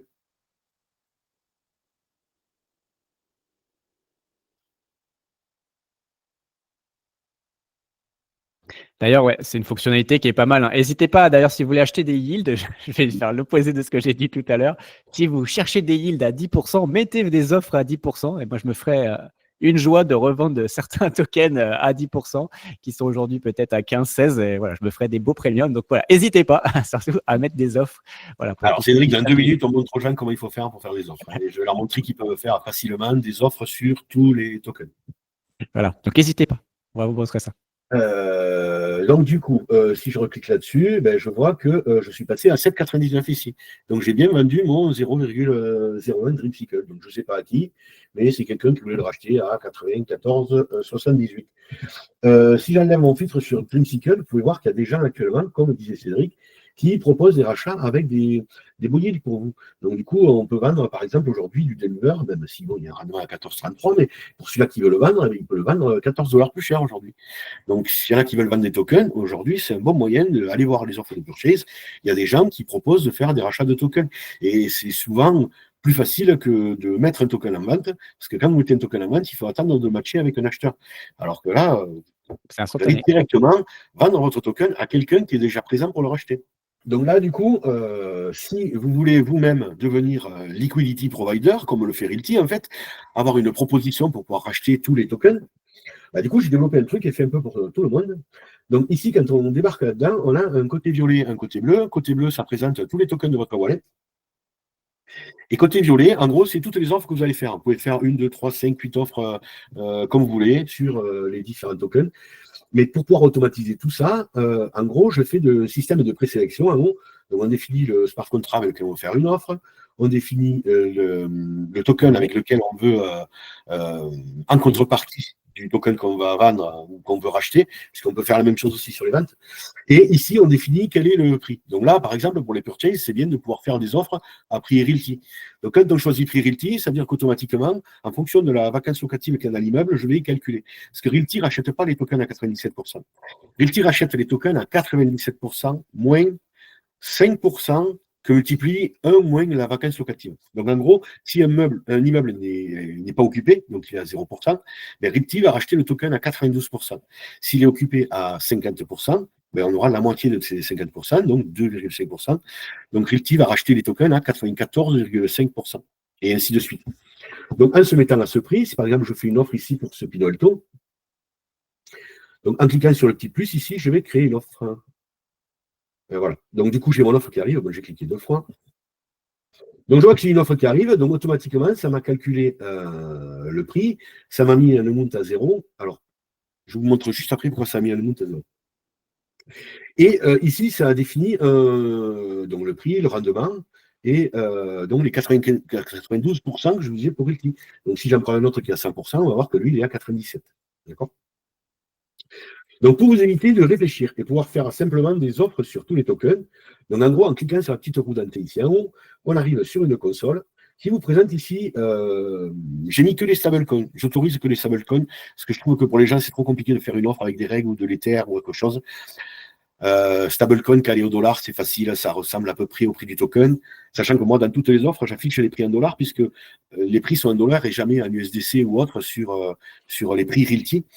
Donc, du coup, j'essaye d'avoir une image pour que quelqu'un qui aurait fait une offre en Ether, eh bien, on puisse voir le vrai prix en dollars ou une offre en règle, que ce ne soit pas décollant, quoi. Que toutes les offres, je les trie de la même façon. Donc, ici, quand on arrive sur une console qui vous permet de faire des macro-fonctions. Donc, en gros, ici, on pourrait créer des offres pour tous les tokens qu'on a sélectionnés. Donc, ici, on a le même système de filtre. Donc, si, par exemple, je voulais faire des offres que sur les tokens qui ont un rendement supérieur à 11, ben ici, j'active mon Realty Yield sur les tokens qui ont un rendement supérieur à 11. Et ici, je viens créer sur crée-moi des offres pour tous les tokens. Donc, du coup, on voit que mon site en bas, il n'est pas content. Il me dit que je n'ai pas défini d'allowance pour mon token. Donc, en gros, si vous voulez racheter des tokens, le plus simple étant de définir un volume à racheter. Donc, en gros, c'est l'autorisation de dépense que je vais demander. Donc là, j'ai 50,65 $ sur mon wallet. Donc, je vais autoriser le contrat YAM à dépenser 50,65 $ de mon wallet pour acheter des tokens. Et donc, avec ces 50,65 $, je vais pouvoir faire une offre sur tous les tokens pour un rachat de 50,65 $. Donc, en gros, à peu près acheter un token de tous les tokens. Si quelqu'un me vend un token, pouf, mon autorisation de dépense va repasser à 0 et ce sera à moi à décider de revenir ici, de redéclarer une nouvelle autorisation de dépense. Et à ce moment-là, tous les tokens pour lesquels je n'ai pas reçu un token vont redémarrer avec donc, ces 50,65 d'autorisation de dépense, sauf celui-là que j'ai reçu. Donc c'est pour ça que j'ai fait un autre petit bouton pour pouvoir mettre à jour les volumes ou mettre à jour les volumes et le prix. Donc, le mettre à jour les volumes et le prix, c'est si jamais Realty fait bouger les rendements parce qu'il y a de la vacance locative qui a changé. Donc, en cliquant sur un bouton, ça vous mettra toutes les offres à jour où le prix Realty a changé. Et en cliquant sur les amounts, ça va vous remettre les offres qui sont à 0, ça va les remettre avec l'autorisation de dépense que vous avez définie ici. Et ce qui est bien, c'est que du coup, on peut sélectionner du coup soit XDAI, soit USDC qui est sur le RMM. Donc, en attendant, votre argent, il travaille sur le RMM. Et finalement, quand il y a une offre qui se déclenche, ça achète. Et du coup, normalement, vous avez sélectionné que des propriétés avec des rent start qui démarrent. Et donc, finalement, ça travaille tout le temps. En fait, votre argent travaille tout le temps avec cette technique, ce qui est quand même plutôt pas mal. Et après, si vous avez fait les bons paramètres, comme on vient de vous montrer avant, vous pouvez tout de suite avoir des rendements quand même plutôt sympas. Alors, exactement. Après, il est possible aussi, par exemple, si quelqu'un veut acheter un dessus de mes offres à moi, parce que moi, j'achète qu'à prix Realty. Donc, du coup, moi, je me déclare liquidity provider au même titre que Realty, et je pars du principe qu'il y a un intérêt que d'acheter à prix Realty. Alors, après, ceux qui veulent vraiment les tokens, ils peuvent mettre un chiffre un peu plus important, par exemple 98% ou autre. Donc là, j'avais lancé un tâche de fond 50. Alors Cédric, par rapport aux essais qu'on avait déjà fait ensemble, tu vois, ici, j'ai limité à 50 parce que quand on est au-delà, ça mettait vraiment trop longtemps à ce que le pop-up arrive pour valider les offres. Donc du coup, je me suis limité à 50. Donc là, vous allez voir, j'ai envoyé 50 offres, donc les 50 qui sont en création derrière, vont disparaître. Il va falloir attendre que mon site synchronise le tout. Donc là, on voit on m'a créé des 50 offres avec succès, marquées ici en bas. Donc, du coup, il faut attendre que le site, mon API, voit qu'il y a 50 nouvelles offres qui sont arrivées, les refresh, et on va les voir remonter après sur son wallet perso. Donc, en attendant, je vais faire la même chose. Donc, ici, je viens m'autoriser 50 $ sur les ARMM USDC ici.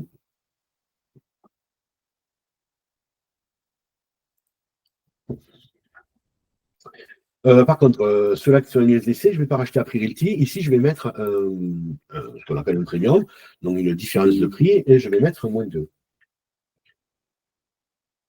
Allez. Donc, je mets -2 ici.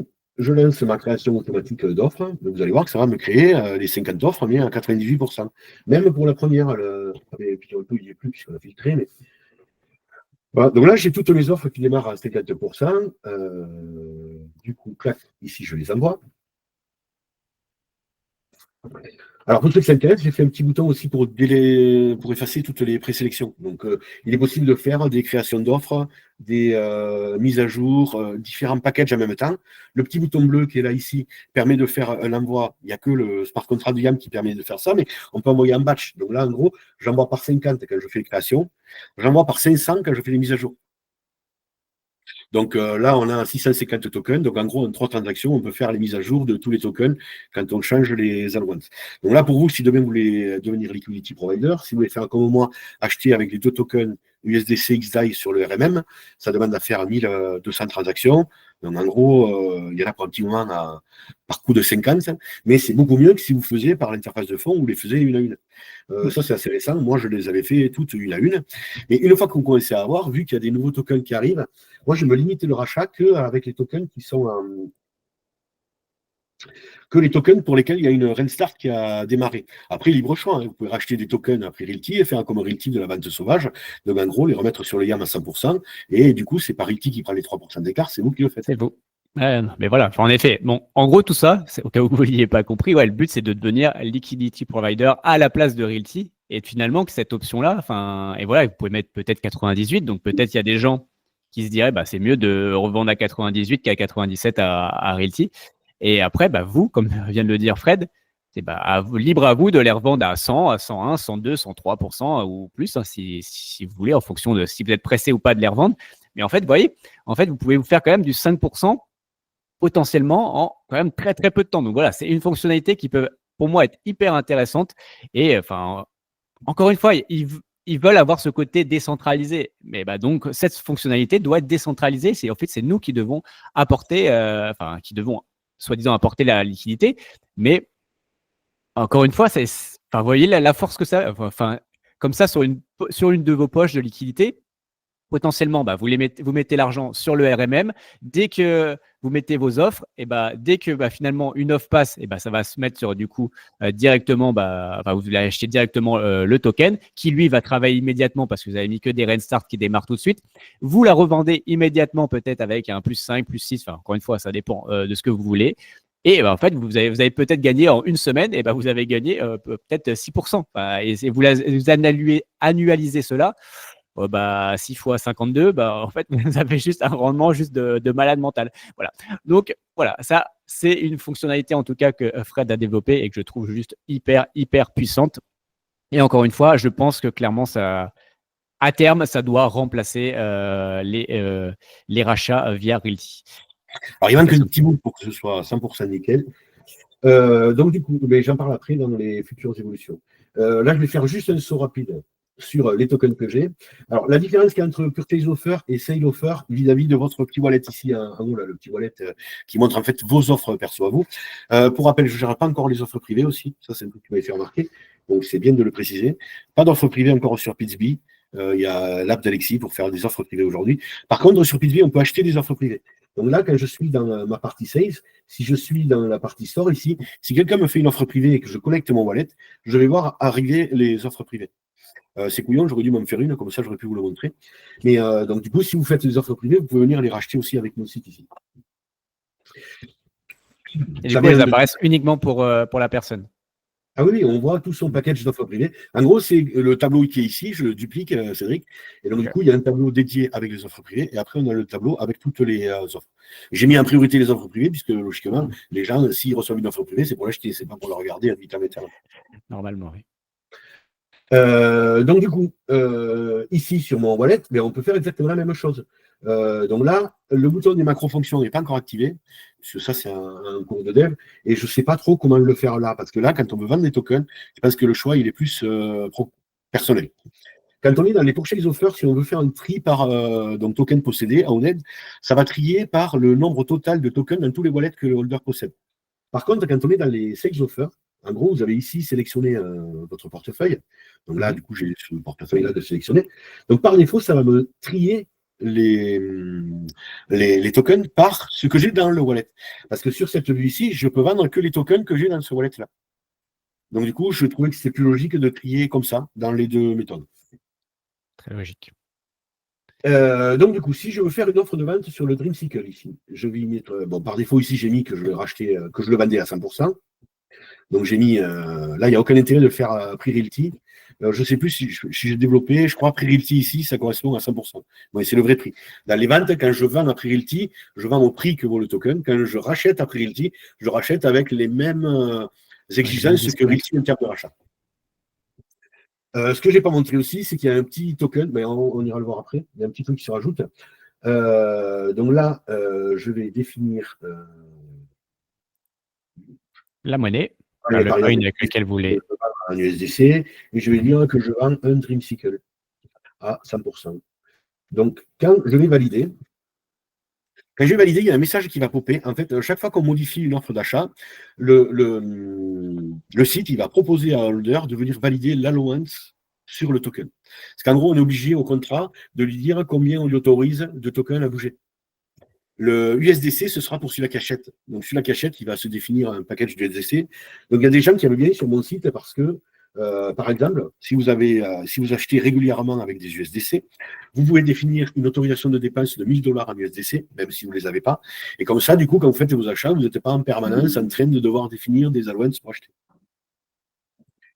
Bon, là, mon offre, une fois qu'elle est créée, j'ai l'autorisation de dépense, je clique sur la petite flèche verte. Donc, du coup, on va voir ici que ça fait un create offer. Hop, ça envoie l'offre. Pour le coup, des 5 tokens.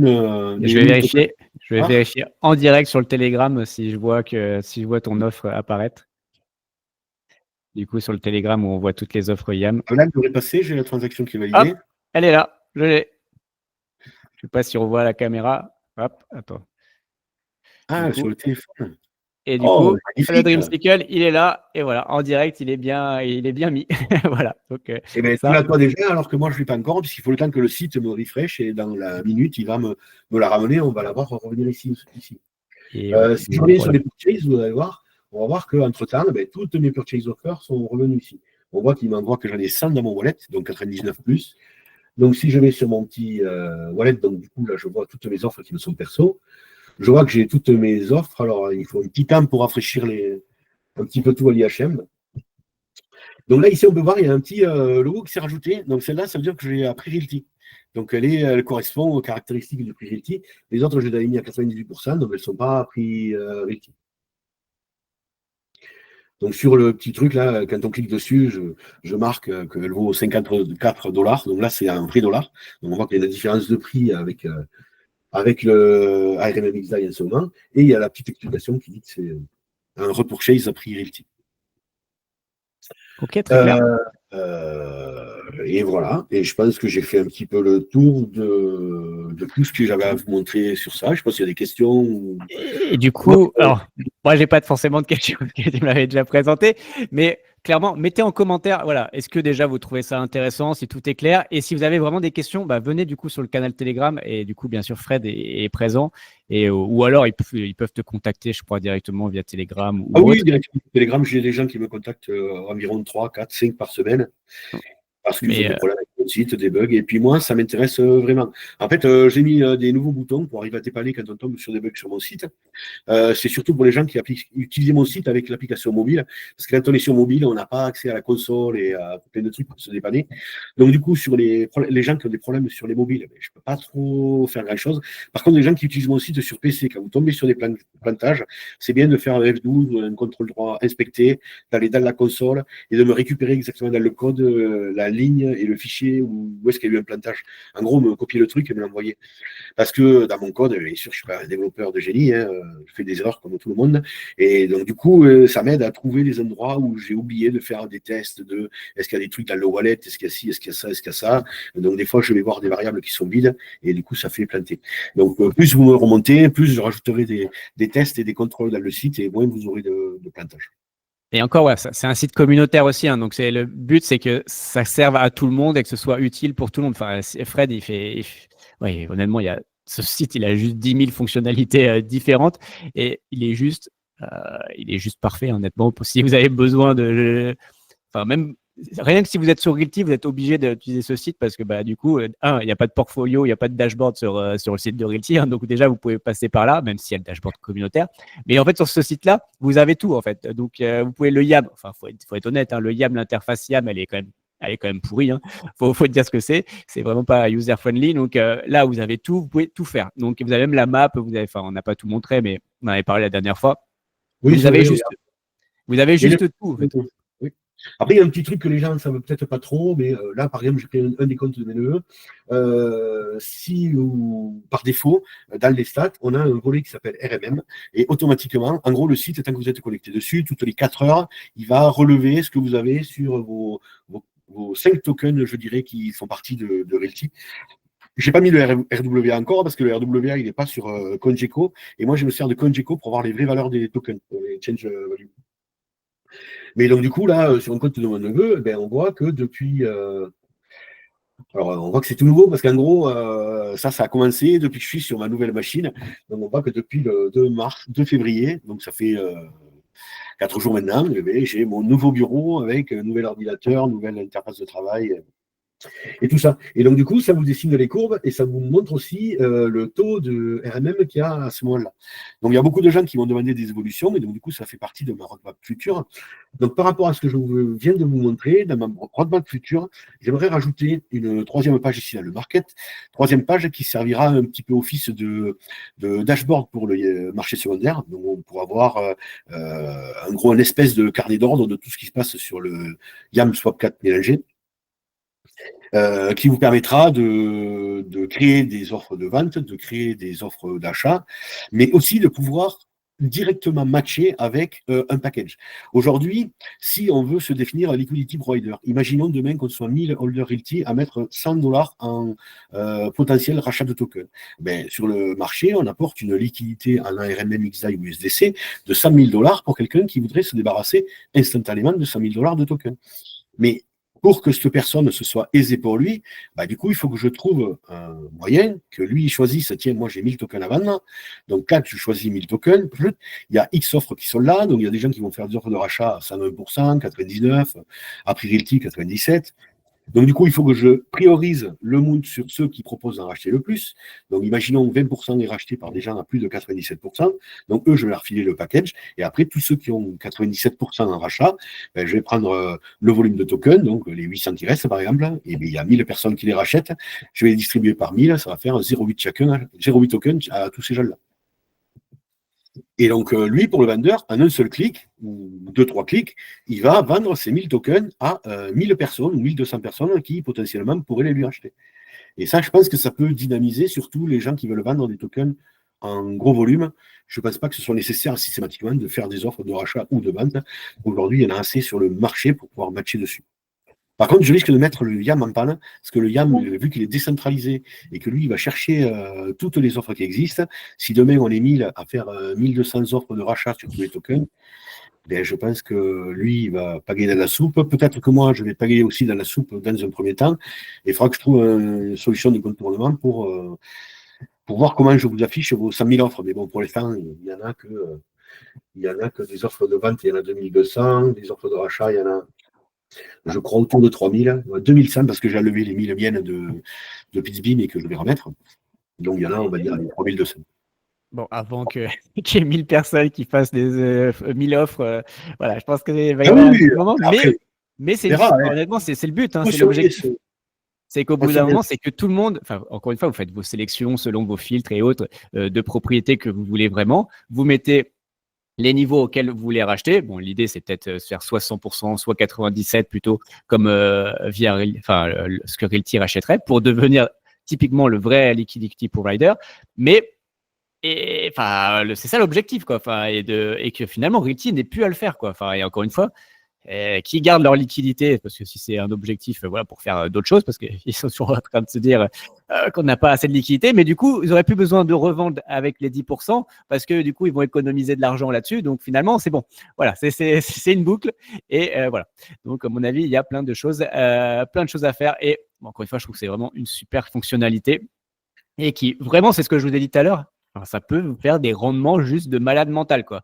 Enfin, faut comprendre. Enfin, faut juste comprendre la mécanique. Mais c'est fini les 10% avec ça. Hein. Là, vous pouvez rajouter 1, 2 zéros derrière enfin, sur les 10%. Donc, voilà. Donc, à vous de voir si c'est intéressant ou pas selon votre stratégie. Du coup, c'est quoi Je vais les partir. autres évolutions que Alors, tu veux? alors, les autres évolutions que j'ai dans ma roadmap, donc il y en a deux majoritairement. Donc, du coup, moi, j'aimerais créer des rapports personnalisés. Donc, en gros, les stats que j'affiche sur le site général de Realty, en gros, créer des rapports pour personnaliser avec les portefeuilles. Donc, du coup, aller chercher quand est-ce que les gens ont acheté les tokens, que ce soit des ventes sauvages ou des tokens achetés en primary market. Les tokens de YAM arrivent à faire des calculs de rendement, donc en gros calculer le prix moyen qu'on pourrait avoir en bourse, savoir à quel prix on a acheté et vendu les tokens, et donc du coup ceux qui s'amusent à faire ce que je disais tout à l'heure avec Manhattan, moi par exemple j'ai un token de Manhattan dans mon wallet, mais j'en ai acheté 5 en plus, donc du coup c'est un peu comme si j'avais 6 fois le rendement de Manhattan. Du coup si je pouvais avoir un état des lieux de savoir comment j'amortis mon Manhattan, je pense qu'en ce moment je l'amortis vachement plus vite.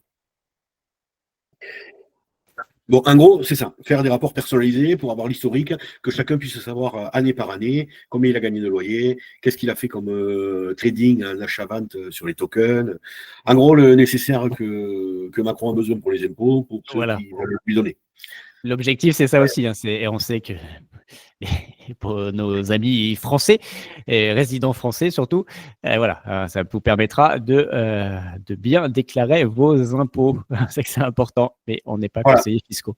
Attention. Alors après, j'ai ma petite map qui surveille un peu les utilisateurs du site. On voit qu'il y a beaucoup quand même de Français qui utilisent le site. C'est majoritaire. Là, il y a 1800 personnes. Alors, le chiffre en haut, 1800, il augmente beaucoup, mais ça va rebaisser prochainement parce qu'en ce moment, c'est mélangé avec le Bayaki, qui est la personne qui propose l'app Android et iOS. Donc, en gros, lui, il n'a pas d'API. Donc, du coup, je lui prête mon API pour l'instant pour son application. Et dans les chemins d'API, on n'a pas encore fait tous les tris pour que je puisse vous rajouter ici une petite ligne pour savoir qui c'est qui va chez Bayaki et qui c'est qui va chez moi. En tout cas, on voit que c'est quand même beaucoup de Français ou francophones. Hein. France, Suisse, Belgique. Bon, après, États-Unis. Par contre, bizarre, États-Unis. Hein, à moins que ce soit Rémi qui aille beaucoup sur ton site, parce que normalement, les Américains ne sont pas censés pouvoir acheter Realty. Enfin, des Je sais propriétés pas, sur Realty. Donc, ça, c'est quand même bizarre. c'est distribué sur 14 villes quand même. Donc, là, c'est pas moi qui invente, c'est des données de géolocalisation. Donc, machin, tout ça. Mm. Moi, Bon, techniquement, ouais, c'est Il y a déjà bizarre. au Texas, c'est là où on aimerait qu'il y ait plus de tokens à vendre dans Paris. Ça, Ouais, on voit du Houston, du Dallas. Ouais, non, ouais, on aimerait qu'il y ait plus de Texas, on est d'accord. Kansas City. Kansas City. Non, mais voilà, mais du Chicago, voilà, les gens ils veulent acheter chez eux apparemment, mais bon, techniquement encore une fois, normalement ils sont pas censés être pouvoir acheter. Bon, c'est pour ça que c'est un peu étrange. Voilà. Après, troisième option que je voudrais faire, c'est faire un dashboard un peu plus mieux que mes quatre courbes sur le RMM. Donc, pouvoir proposer aux gens, par exemple, si j'ai du ARMM XDAI de déposer, de pouvoir le faire en USDC. Donc, du coup, direct convertir mes ARMM XDAI en USDC ou en ce que j'ai envie. Et du coup, une fois que j'aurai fait ça, ça permettra aussi peut-être demain de pouvoir faire avec du XDAI, je veux acheter une offre qui a un ARMM USDC. Donc, du coup, les acheteurs ont peut-être demain, ils n'auront plus besoin de faire leur conversion, on pourra se servir du RMM pour faire les conversions de tokens pour arriver à ces fins, quoi.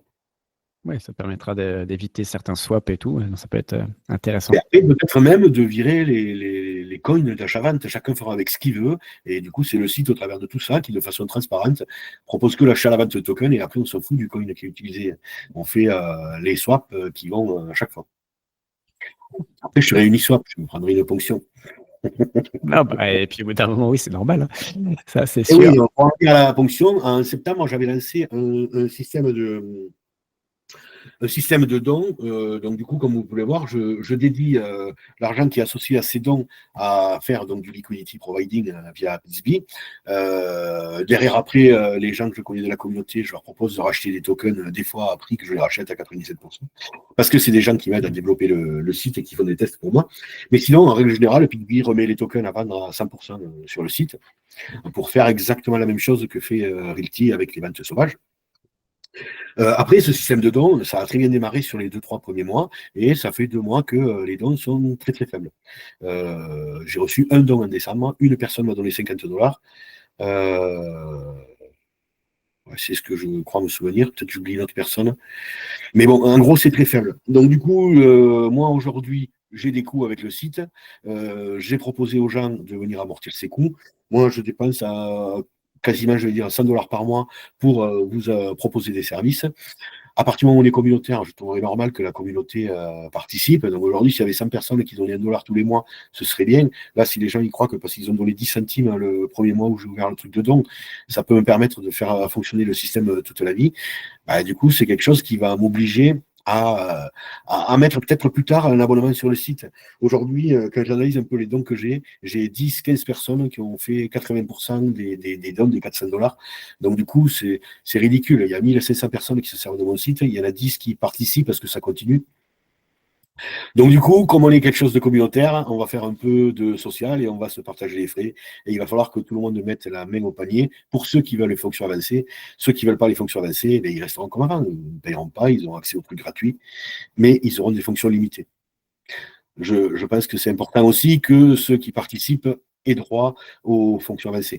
Donc pour tous ceux qui ont participé, je récupérerai l'historique des investissements et ce sera tenu en compte et ce sera pris en compte pour les premiers abonnements, ce sera pris en compte dans les premiers mois avec ce qui a déjà été investi par ces personnes-là. Encore une fois, ouais, je pense que vous avez tous vu le site, il apporte vraiment beaucoup, beaucoup de services, beaucoup de fonctionnalités. Je trouve ça logique au bout d'un moment. Enfin, encore une fois, un service égale rémunération. Enfin, et vous utilisez Netflix, vous utilisez votre abonnement, vous utilisez tout. Et donc, c'est logique aussi au bout d'un moment que ça, c'est rémunéré. Et puis, bon, encore une fois, c'est un site communautaire. Donc, c'est pas à frais de payer les $100 pour le bénéfice de tout le monde, quoi. Donc, je trouve ça assez logique aussi. Voilà. Après, bon, tu nous en parleras peut-être soit là, soit plus tard, je pense aussi.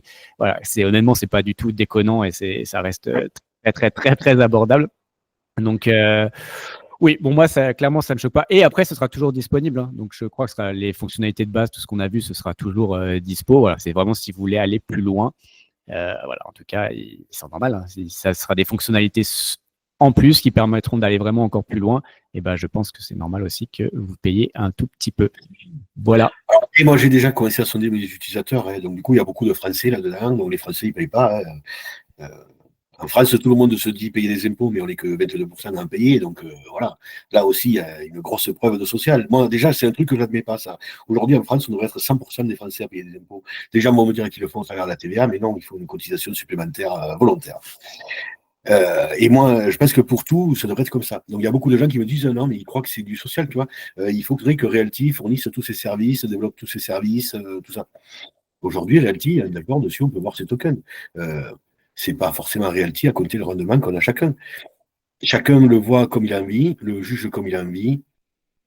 Moi, je pars du principe que sur le long terme, ça ne peut pas tenir. Moi, je ne peux pas dépenser 1 200 € par an, alors que vous achetez tous des tokens avec, et moi, non. Donc, il faut un peu d'équité à un moment donné. Moi aussi, j'ai envie d'être à la retraite le plus tôt possible. Ah, et puis au-delà de. Enfin, au-delà de ça, enfin, au bout d'un moment, tu apportes un service, donc c'est normal qu'il y ait rémunération. Enfin, c'est même Comme pas on que tu dit. devrais, pour moi, tu devrais même pas être à l'équilibre. Enfin, tu dois gagner de l'argent, en fait. Enfin, si tu apportes un service, tu dois gagner de l'argent. Enfin, enfin, c'est logique au bout d'un moment. T'es pas bénévole, hein. Enfin, vu le temps que tu passes pour développer ce site, enfin, il y a, enfin, voilà. Enfin bon, clairement, encore une fois, je pense que Oui, chacun aussi se fera sa propre opinion par rapport à ça et vos convictions. Mais encore une fois, moi, je trouve que c'est tout à fait normal. après, on verra. Pour l'instant, c'est que des mots. C'est Sun Sun Sun de la méthode Realty, parce qu'il y a énormément de développement à faire avant pour analyser un peu comment je peux faire pour identifier sans authentification, donc tout en restant pseudonyme au travers des wallets tous mes utilisateurs. Je vais réfléchir aussi à éviter la fraude. En gros, je ne veux pas qu'il y en ait un qui s'abonne et 30 qui l'utilisent.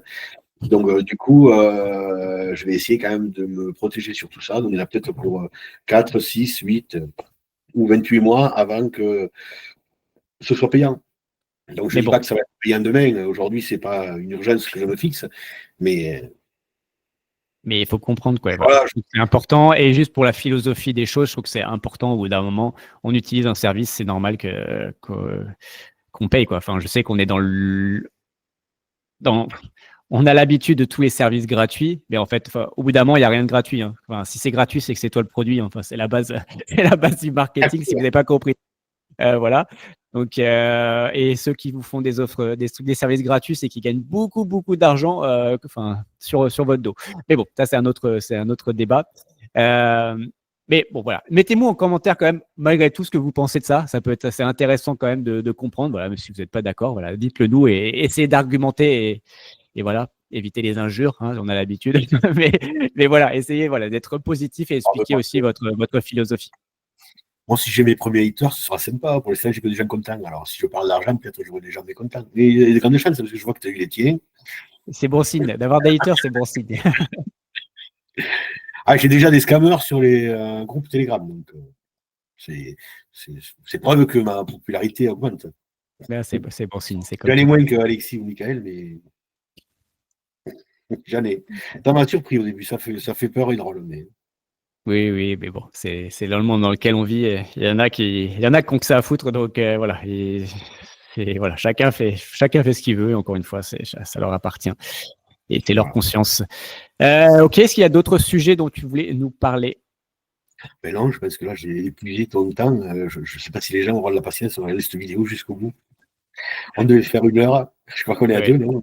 On n'est pas loin de deux. Bon, il y aura quelques coupures, mais t'inquiète pas. Mais ouais, non, mais OK, c'est bon, très clair. Encore une fois, voilà, mettez-nous en commentaire ce que vous pensez toutes ces évolutions, de ces fonctionnalités. Si vous avez des questions, n'hésitez pas à soit venir sur le canal Telegram du coup de Libre comme l'air ou directement contacter Fred, pareil, sur Telegram principalement, je pense. Et puis voilà, je pense qu'on est bon. Ah bah oui. Bon dimanche à Et, tous. Bon appétit. et ben voilà, passez un Et bon dimanche. Et j'espère on que se vos voit dans Français une. auront battu les Anglais la veille. On espère, on espère. Ça marche. Bon, allez, à une prochaine vidéo. Ciao. Ciao, ciao Cédric, à bientôt.